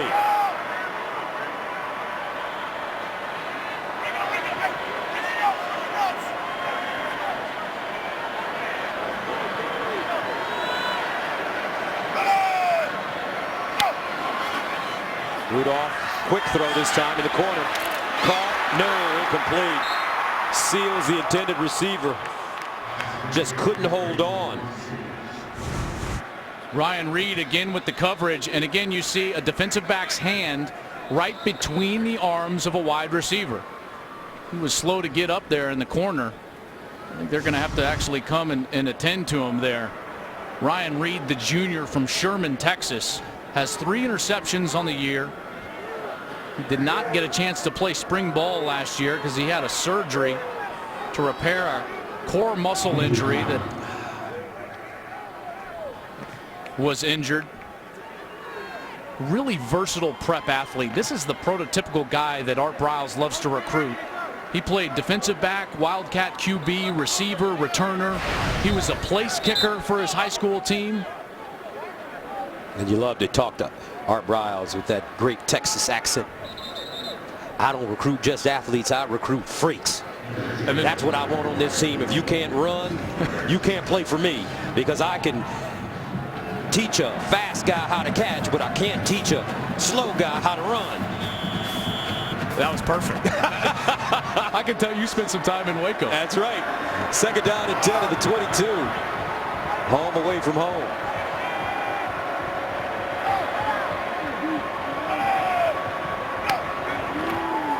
And the delayed handoff to Carson with space. Carson cuts it back inside and will be close to a first down. Really good call there from Mike Yurcich, the offensive coordinator, with only 3 down defensive linemen and everyone dropping into coverage. That delay or the draw play is an excellent call because you allow them to get down the field, hand it off, find the space to run. Well, J.W. Walsh in the game on 3rd down and 1.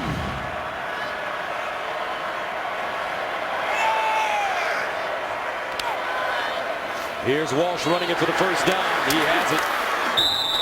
Oklahoma State hasn't scored since 6:40 remained in the first quarter. They're close now as Mason Rudolph comes back in. Well, we've seen him come back from 17 down. Now a deficit of 20. Shoot, what is that, 24? My math is all screwed up, Gus. This game's got me all excited. Econ major. First down and goal at the 9. And Rudolph in the end zone. Incomplete. Seals the intended receiver. And that one knocked away by X Howard again. Howard almost ran that route perfectly, turning Seals into the defender. Coleman going out, heading into the locker room. Boy, this Baylor team's so depleted. Second down, goal of the 9. Glidden in motion. Rudolph looking in the corner. He's got a man. Touchdown. Jalen McCleskey. What a route, what a throw.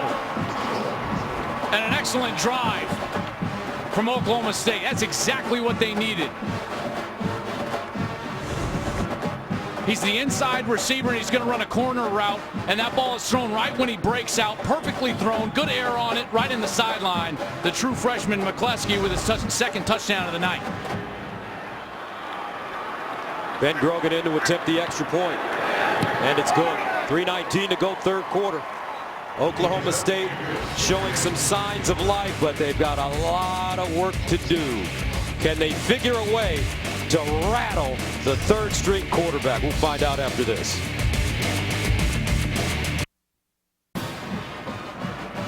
(38-21). Oklahoma State scoring. The Cowboys undefeated on the season, 10-0, 7-0 in the Big 12. But right now, Art Briles has his team playing like a bunch of porch dogs. Yes, they do. He said earlier this week he doesn't want a team that's going to sit there and have to warm up. You ever seen a porch dog warm up before he takes off after a car? He's gone. This one kicked out of bounds. Free kick out of bounds. Kicking team. Ball be placed at the 35-yard line. First down. All right, let's go to Jenny Taft in Los Angeles for a game break. Thanks, Gus. Here's an update from number 4 Notre Dame in Boston College. The Irish have turned it over 5 times already, but finally put this together as Deshaun Kaiser finds Chris Brown 12 yards for the touchdown as Notre Dame leads 16-3 in the 4th quarter. Gus, Joel? All right, thank you very much, Jenny. Now, if Notre Dame wins that game, they have a huge matchup next week in Palo Alto with Stanford. And it'll be their last game of the season, and it will be, at least for them, they would be hoping an exclamation point for the committee as their last game to try to get into the second ever college football playoff. First down and 10 at the 35 for Baylor. Chris Johnson in at quarterback for Stidham. Johnson running it straight ahead. Johnson, beautiful move as he gets to the 50. A 14-yard gain. Jordan Stearns brings him down. Boy, this guy has just been amazing. Throwing the football, making good decisions in the run game, and now I love what the coaching staff is doing because they're controlling the clock for him. Having them huddle up. Now they bring him over to the sidelines. The only thing that Kendall Briles has to be worried about is you don't want to put him up against the play clock. Try to get him to the line of scrimmage at about 10 so that then he can snap the football at around 5. Corey Coleman back in the game. He's the receiver at the bottom of your screen. And the handoff goes to Chafin. And this time the Oklahoma State defense is there. As Miley and Clark combine on the tackle. Miley, another one of these junior college transfers from Tyler Junior College, has played very well for Glenn Spencer's defense. 2nd and 11. Johnson to throw. Now Johnson scrambles, and he'll go out of bounds. And that'll bring up 3rd down and long. Good decision, though, for Chris Johnson. He wanted to go to Jay Lee, number 4, on the far side on a curl route. It was excellent coverage, and so rather than force the ball, he runs it out of bounds, lives to play another down. Well, this is a big one for Oklahoma State. They got to get off the field. 3rd down and 11. Johnson has had the answers. Expect some pressure from Oklahoma State. Here they come. Johnson throws it near side and incomplete. Corey Coleman, the intended receiver. And now Oklahoma State will get it back. As Drew Galitz comes into the game to punt for the first time for the Bears. That's just an excellent stop from Oklahoma State. Giving their offense a chance. Still in the 3rd quarter. This team has seen deficits before, and they've overcome them for wins. Jalen McCleskey standing at his own 10 as Drew Galitz will punt it away from the 34. And McCleskey lets it take a bounce. And it's a Baylor bounce down all the way inside the 5 at the 1-inch line. Great job by Drew Galitz. So Oklahoma State, they've been down before, down 15 points to K-State. They came back to win it by 2 against Texas Tech. Cowboys trailed by 17 points in the 1st quarter, pulled out a win. Last week, they trailed Iowa State by 10 points in the 4th quarter, went on to win it. Different story here, different caliber of a team. Baylor with a 38-21 lead, a minute 44 to go in the 3rd quarter. This drive, Gus, is so important. A touchdown on this drive essentially recreates the same situation they were in last week on the road, down 10 in the 4th quarter. Huge to get points here. They would have very strong belief in themselves if they could create that scenario. But they'll start from their own 1. Rudolph to throw, underneath, caught, nicely done. Glidden, he gains 9. That's huge. Whenever you're backed up inside the 5, your goal as an offense is to get 2 first downs in order to reestablish field position. They're able to get at least close to one of those on the first play. 2nd and 1. And they'll hand it off to Carson, who picks up a first down as he gets to the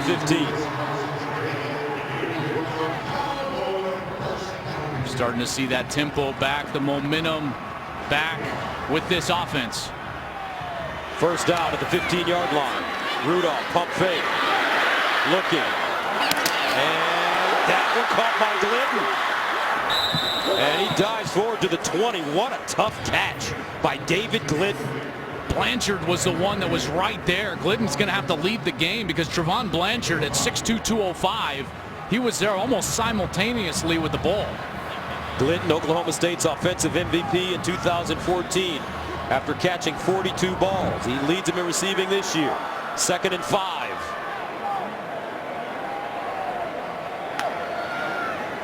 Taylor on the draw play. 1st down. That draw play, such a good call right now. Baylor is dropping everybody in coverage and allowing just their front 3 to defend the run.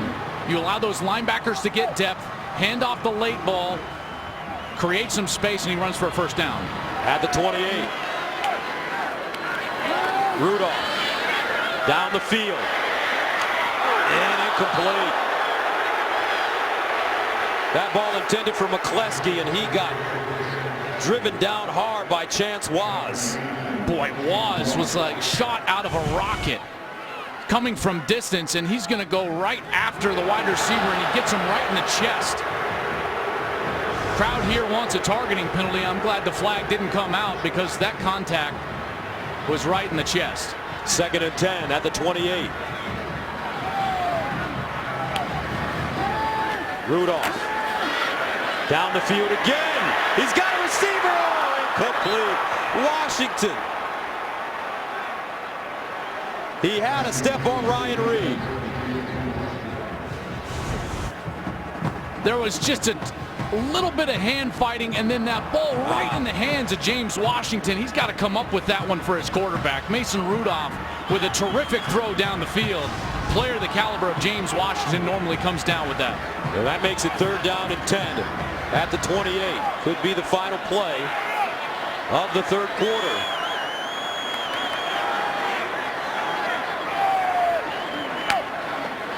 Rudolph over the middle. And incomplete. Glidden, the closest man to the football.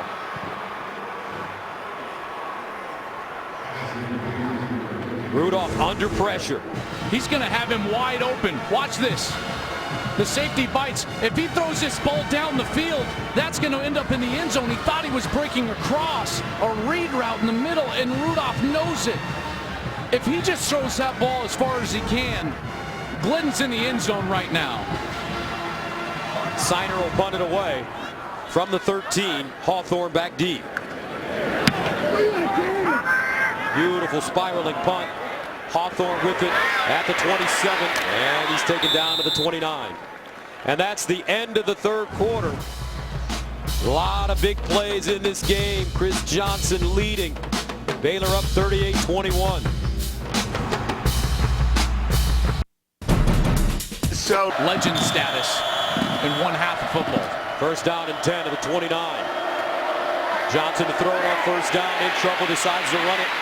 And Johnson gets up to the 34-yard line, maybe the 35, as Agba tracked him down. And the story here, Jarrett Stidham started the game, came in with an injured back, hurt his ankle at the end of the 1st half. Chris Johnson started the 3rd quarter, and he's led him on 2 big drives for touchdown. 2nd and 4. Johnson, long, again deep and incomplete. Coleman had it. Kevin Peterson covering. Boy, you just don't see Corey Coleman drop the football like that. Normally this guy is so aggressive at the catch point. It's like he's fighting for the ball at all times. Plays with a rare attitude on the football field. Very rare to see him drop a ball like that. 3rd down and 4 at the 35. Wouldn't be surprised to see Johnson drop back and take off. He'll hand it off. And it's Chafin for the 1st down and even more.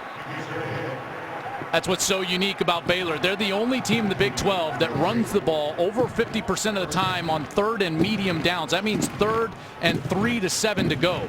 Glenn Spencer talked about it to us yesterday. He said it was such an odd down and distance to try to call defense because normally every other team in the Big 12 is heavy pass percentage in that down and distance. Baylor, they'll be patient enough to run it. very difficult to defend. Baylor 11 of 18 on third down conversions.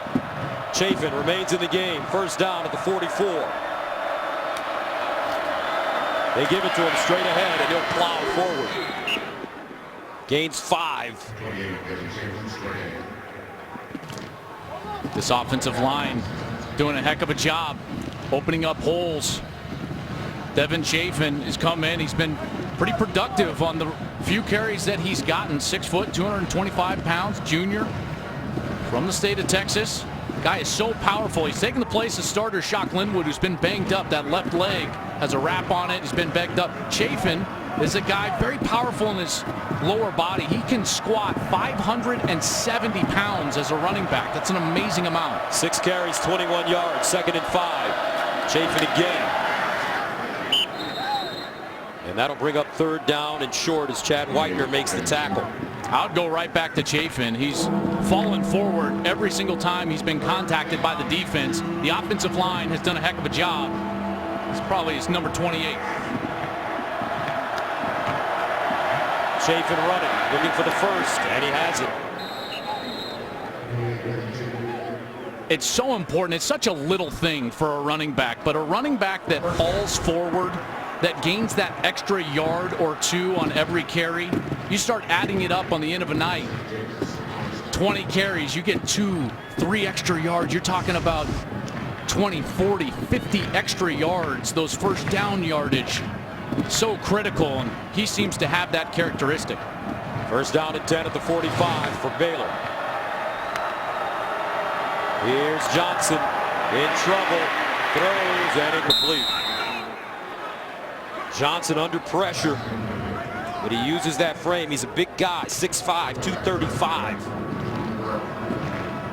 I've been impressed with how patient he's been in the passing game. He's only taken the shot when it's there, when he's got an open receiver.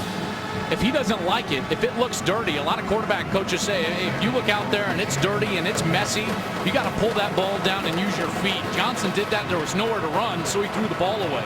It's a very mature decision from a guy that's really playing his first meaningful half of football in college. 2nd down and 10 at the 45. And a handoff to Chafin. Tries to get outside and cross forward and gets to the 40 as he picks up 5 yards.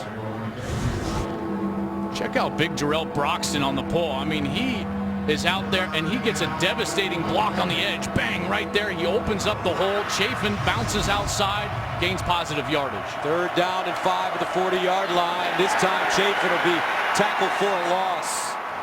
So a big decision coming up for Art Briles. It's going to be 4th down. Seth Jacobs with the tackle. So Briles thinking about it. His offense still on the field.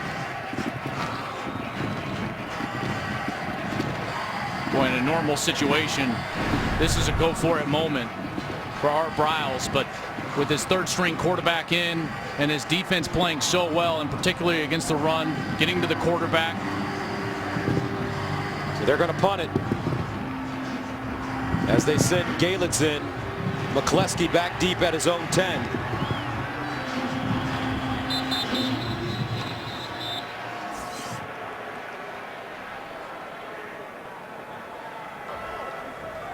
Delay of game.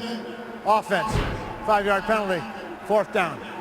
It's actually going to help him, back him up 5 yards, try to pin him inside the 5. Remember, on his only other punt of the night, Gus Galitz pinned him inside the 1. It was a 50-yard punt. Be trying to do that same thing here, playing the field position game. Galitz has a strong leg. He gained notoriety as a prep kicker when he booted a 71-yard field goal at a kicking camp in 2014. Pops this one high in the air. And it's fair caught at the 20. So Mason Rudolph and the Oklahoma State offense with the deficit, but they've got the ball. They must make something happen quickly.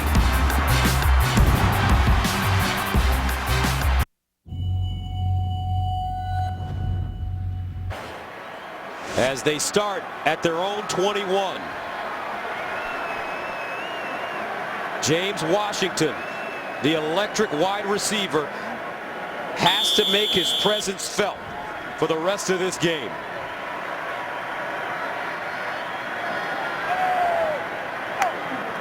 Rudolph sets up a screen. He's got Carson with blockers in front of him. And he finally goes down at the 31. First down, Oklahoma State. For the same reason a draw is a great run call, the screen is a great pass call, in particular on first down. Let that rush get up the field, drop it over their head. We've seen it work a couple of times now for Oklahoma State. From the 32. And Rudolph with the play fake. Fires down the field. And incomplete. This time intended for Juwan Seals. Covered by X Howard, who's been terrific tonight. X Howard was a defensive back and quarterback in high school at Wheatley High School in Houston. He's obviously on the track team, which most guys from Baylor were on the track team, played basketball as well. Very athletic, and you're seeing that come to fruition here tonight. Second down and 10 to the 32.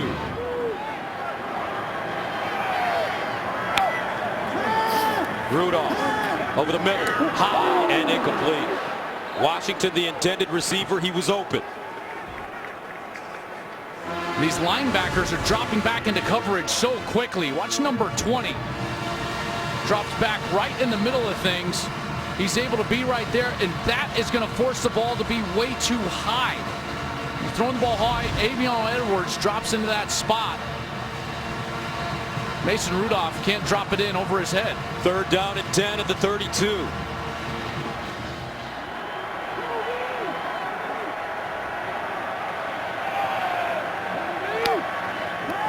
Mason Rudolph in trouble. Underneath and incomplete. James Washington, closest man to the ball. And Oklahoma State will have to punt. And it was Jamal Palmer with the pressure. He's going to come around on the right side of the offense. Jamal Palmer is a senior from McKinney, Texas. He almost batted that ball right out of Mason Rudolph's hand. And because he was off balance and had to get rid of the ball with the rush bearing down on him, had nothing on it and couldn't get it to Washington over the middle of the field. So Siner will punt for the 10th time tonight. Hawthorne back deep. And Hawthorne has it at the 25. 10-16 to play in the fourth. Here comes Chris Johnson. He's got a 38-21 lead. Other wireless, as well as Shock Linwood. And the new sheriff came to town. His name, Chris Johnson. Couple of huge touchdown passes gave Baylor this lead. Johnson 4 of 8 for 132 yards and 2 touchdowns after Stidham played well and courageous, battling that back injury and then an ankle injury late in the half. On first down, Chafin running, trying to get outside, and does. Stays on his feet, powers his way for first down. But just think how different this game would be without Johnson's heroics. We'd probably have a 3-point game. Yeah, they became more dynamic in the run game with Johnson on the field. And what that did, Gus, was it created one-on-one matchups on the outside. As soon as Baylor gets one-on-one matchups, what do? Attack them down the field. And that's when the big plays occurred for the touchdowns down the field with Chris Johnson. So it was really, I hate saying this, it was almost a blessing in disguise that Johnson came on the field and started running the ball effectively. First down and 10 at the 37.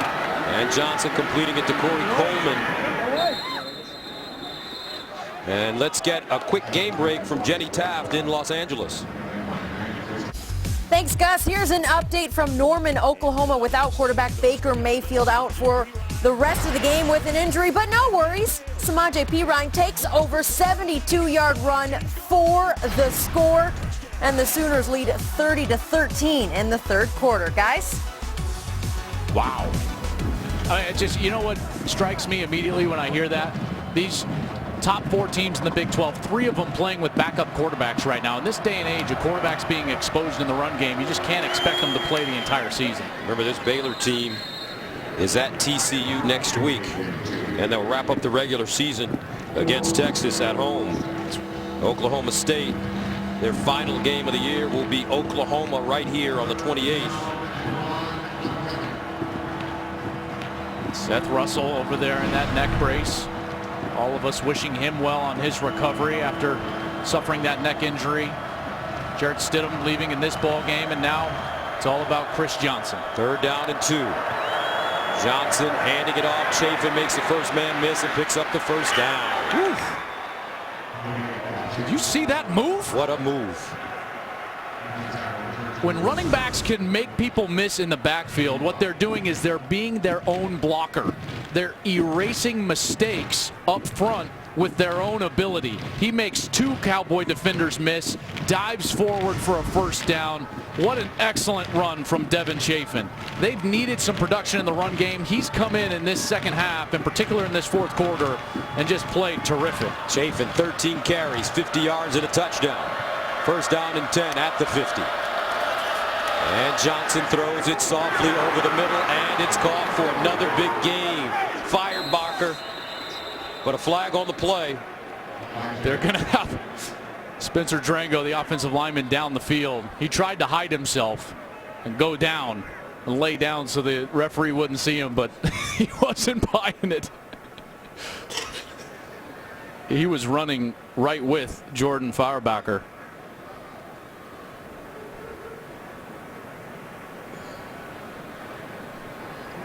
There were fouls by both teams. Ineligible receiver downfield, number 58, offense. Personal foul, face mask, defense. Those penalties will offset. We'll replay 1st down. All right, so first, here's Spencer Drango from the left tackle position. You see him blocking all the way downfield. I mean, this is him. He's right next to the wide receiver that's down the field. But then the personal face mask at the end. Firebacher dragged down by his face mask. We'll get the offsetting. Baylor bailed out a little bit there with that late face mask from the Cowboys. I just love that Drango went down like he was trying to hide. He's 320 pounds. You can't hide. You're not hiding from anybody, big guy. Drango's such a talented player for this Baylor football team. 1st down at midfield. Johnson, pump fake. Under pressure. Dances out of the pocket and throws down the field. Intercepted. That's a big-time interception for Oklahoma State. Jordan Stearns gets it to midfield with 7:10 to go. Baylor's turned it over 3 times. There's the mistake. Chris Johnson showing his youth. 38-21, first mistake of the game for Chris Johnson as he throws the interception. Oklahoma State has the football at the Baylor 48-yard line. Time not on their side. 7:10 to go. 3-possession game. You got to be thinking about scoring before the clock hits 5 minutes in order to give yourself a realistic chance. Rudolph looking, throws it out wide. It's caught, but not for much. Zach Veach with the reception. Grant Campbell tackling him. Boy, Grant Campbell was like a blanket on him from his middle linebacker spot. Man coverage being played, allowing those down 3 linemen to try to get a rush on Mason Rudolph. Here's Rudolph under pressure, looking and sacked for the 6th time. This time it's Jamal Palmer.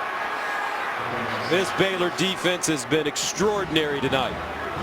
So experienced Jamal Palmer is.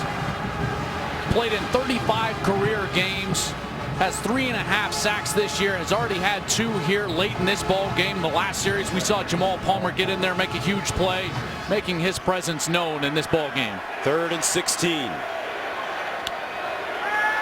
And Rudolph still waiting. Rudolph finally slides down at midfield. Nobody open. Sean Oakman with pressure for Baylor. And Rudolph clearly hobbled, unable to take off down the field, and it looks like his right ankle is also heavily taped up with some black tape. But as he broke the pocket, we'd normally see him take off, and he just limped to the 50 and slid down. Oklahoma State going for it on 4th down and 12. Rudolph over the middle. And caught! Glidden! David Glidden with a 36-yard gain on 4th and 12. Well, when you need a play, it's about David Glidden. And the key here is time, so he can set up that route where he fakes to the outside and comes back over the middle. 1st and 10 at the 14.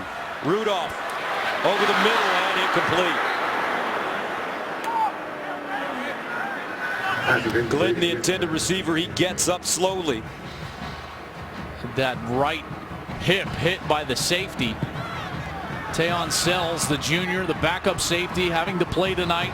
He's played very well. Only played 15 games in his first couple of seasons, but does have an interception to his credit. 2nd down and 10 at the 14.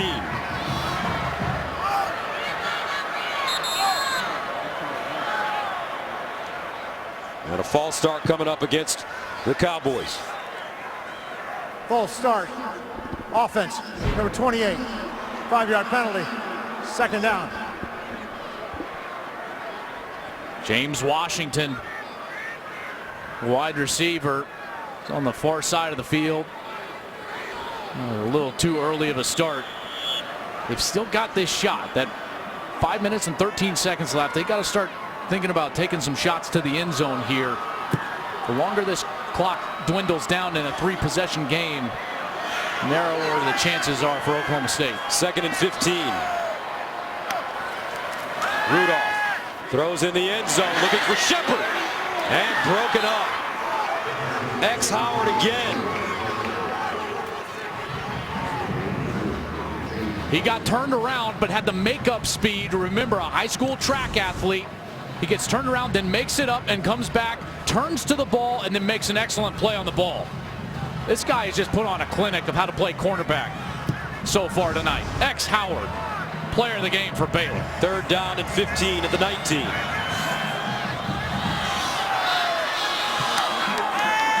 And Rudolph. Flag on the play. Underneath. And it's caught. Touchdown if it stands. James Washington. But let's see.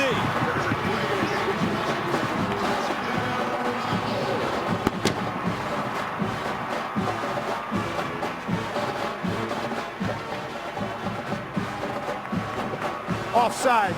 Defense, number 56, lined up in the neutral zone. That penalty's declined. Result of the play, touchdown. That's Washington's 2nd touchdown tonight.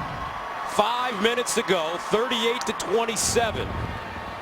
It's exactly what I said they needed to do. Take a shot to the end zone, score by 5 minutes, and now they've got themselves a chance here in a 2-possession ball game with a PAT to come. Ben Grogan.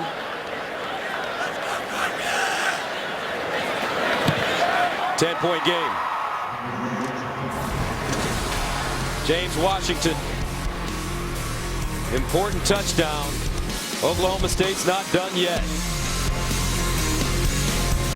I absolutely love my new... Key is the 1st down call. You know Baylor has to run the ball. 1, they're not going to want to throw it to stop the clock. 2, they don't want to throw it with Chris Johnson, who just made a mistake. I think you kick the ball off deep. You stack the line on 1st down. Are you sure, Joel? Looks like he's going to onside it. And he does. Takes a bounce. Corey Coleman scoops it up. I never like going to the desperation play until an opportunity. It would still be a 2-possession game at that point. So I totally agree with you. Maybe a tactical mistake by Oklahoma State with 5 minutes to go and the onside kick. Especially when you consider Chris Johnson had thrown an interception on their last series. And in all likelihood, they were going to run the ball and punt it away. They had to run it, you know, because of Johnson being a bit rattled and the clock situation. But now they're still going to be in that run it mode. Look at all those defenders at the line of scrimmage. Man coverage on the outside. And here's Johnny Jefferson running on 1st down. And he's taken down to the 25. And except Jacobs with the tackle. Mike Gundy doesn't have to start using his timeouts just yet. He'll have to start using them if Baylor gets this 1st down. He's got 3 of them left.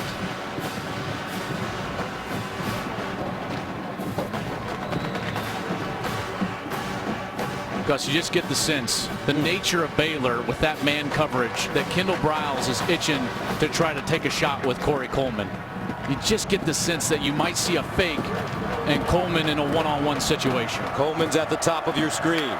Jay Lee the bottom, and Jefferson.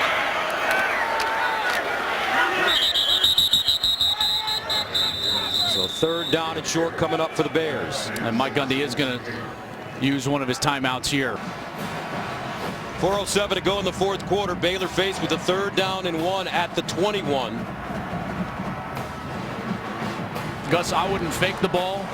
I would bring in all the heavy personnel. I would snap it to Chris Johnson, who is 6'5", 235 pounds, and this would be a quarterback run the entire way. Quarterback power from Baylor. Also, Laquan McGowan, number 80, he's 410 pounds. Trevor Clemens, 98 in. Here's the handoff. Chafin, whoa, he just lowered his shoulder and picked up the first down. Ashton Lampkin threw himself under the chariot. Boy, Chafin, just some power here. He's going to have a free Oklahoma State defender right in the hole, right here. And he meets him, powers through, and is able to get the first down. Always falling forward. Devin Chasen, the junior, 6 foot, 225 pounds with 53 yards rushing on the night. Shock Linwood injured his leg. Hasn't seen much action here in the second half. First down and 10 at the 19. And Johnson. Chris Johnson with an 8-yard run. Lampkin with the tackle. Boy, this guy's got some athleticism, and now Mike Gundy is going to be forced into using his timeouts after this next snap. And you never want to second guess a coach like Mike Gundy. He's just one of the best in America, but the onside kick with 5 minutes to go, you wonder if he'd like to have that back. Well, he would have been in this type of series anyways if he kicked it off, where the defense has to get a stop. Second down. Chafin, first down. And if Baylor is able to methodically run the ball, I guess it would be a moot point anyways. But I hear you. I don't like those desperation plays. I don't like going for 2 until you have to, or the onside kick until you have to. But Mike Gundy, he knows his team better than anybody. He's done a remarkable job. This team, kind of an island of cast-offs. They've got 7 different players that were either walk-ons or transfers contributing in a large way. Starters, 7 of the 22 starters on his team. He's done a remarkable job with this team getting to this point in the season as an undefeated. First and goal at the 8-yard line. Chafin. And he'll get inside the 5. And the thing about Mike Gundy, he's a young man, 48 years old. A lot of job openings this year. South Carolina. Baylor. Bears trying to bounce back from their only loss of the season last week at home to Oklahoma. This would be a huge road win for Baylor. Mike Gundy, 2:15 away from his undefeated season coming to an end. Second and goal at the 4. Johnson, touchdown. He's thrown for 2 touchdowns. He now has run for a touchdown. Chris Johnson came into this game in the third quarter for Jarrett Stidham, and he has had the game of his life against the 6th-ranked team in the nation. There's no more pressure-packed situations than top 10 matchups late in November. And the third stringer, who played wide receiver for the entire season, lost that backup job in fall camp, plays wide receiver all year. When Seth Russell goes down, they bring him back as a quarterback. And Gus, he has played like a champion tonight on the road. And it's the determination and the will of the Baylor Bears. 311 yards rushing, 3 touchdowns. Step on the main sails! The whipped cream sea be extra whippy! Yar and be the Twizzler! Run! What does he want?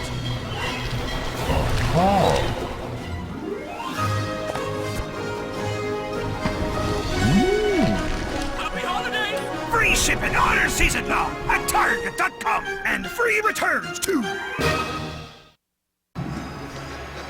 45-28 Baylor. 2:10 to go, and here's the Dr. Pepper one-of-a-kind play of the game. Well, you just never know when a backup comes in the game. How is he going to react? Well, how about throwing the ball absolutely perfectly for a touchdown? His first touchdown of the night. The one-of-a-kind play of the game. Chris Johnson. That's an amazing feeling. Gus, get your first action as a quarterback and to play well like that. 5 of 10, 138 yards, 2 touchdowns. The one interception which was a mistake, but then makes up for it with a great rushing touchdown here to seal the victory. And the Baylor Bears are alive and well in this crazy ending of a college football season. Baylor 707 yards in total offense. Spencer Evans will send it away. Carr and Lacey back deep. Oklahoma State starts inside their own 10 with Jeff Carr. And Carr gets up to the 35.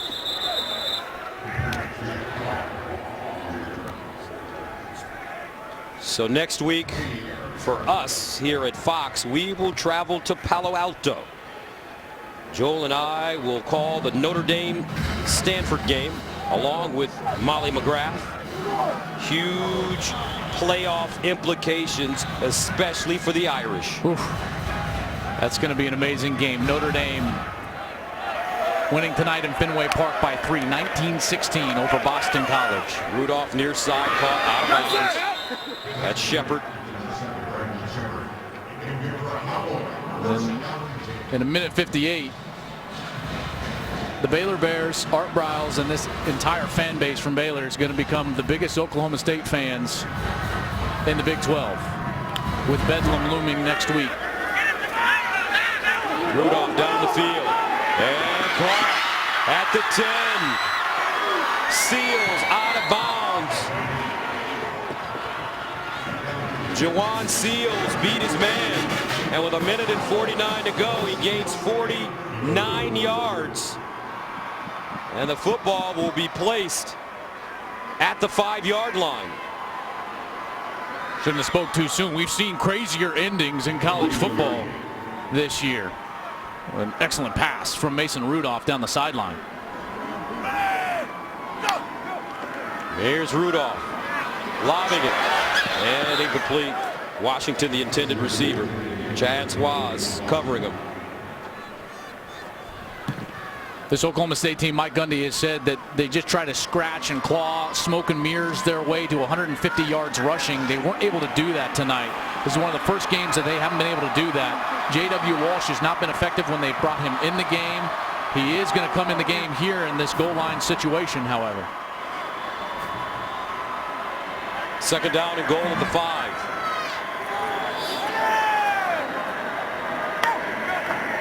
Walsh running it to the right side. And he'll go down at the 2. Jamal Palmer with the stop. Clock still running at 1:35 and counting. We've seen this Baylor team 3 different times during the course of the season. This is the best the defense has played, in particular that front 7. They played a lot of snaps tonight, but they've been excellent against the run. Third down goal at the 2-yard line. Walsh again, straight ahead this time. And he'll get in for the score. Game number 1.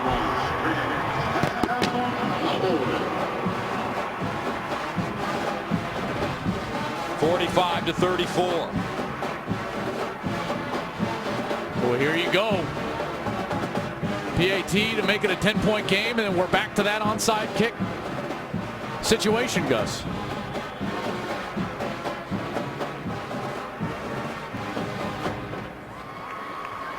Ben Grogan. And the extra point is good. 10-point game, 1:12 to go. Oklahoma State with 1 timeout left. Oklahoma State fighting until the very end as the Cowboys and the Bears prepare for an onside kick.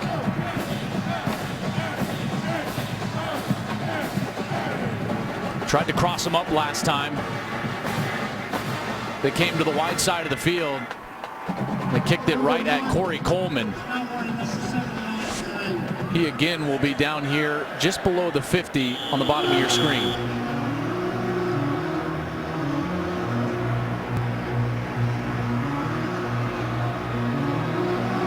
This time they kick it to the other side, and it goes out of bounds.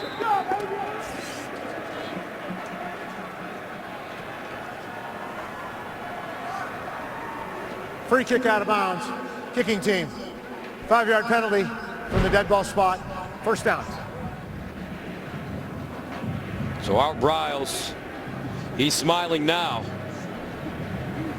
as his team comes into Stillwater. As you take a look at the remaining games for Baylor, TCU in Fort Worth next week. Boy, we thought that was going to be just a barn burner of a game. Obviously still holds so much importance, but this was a gutsy win, just an awfully gutsy win. Down to your third string quarterback, Chris Johnson. Bo Blackshear, defensive tackle, was out. Chance Waz played with a neck injury. Orion Stewart, a safety, was out. Alfred Pullum, a corner, was out. Terrell Burt, a safety, was out.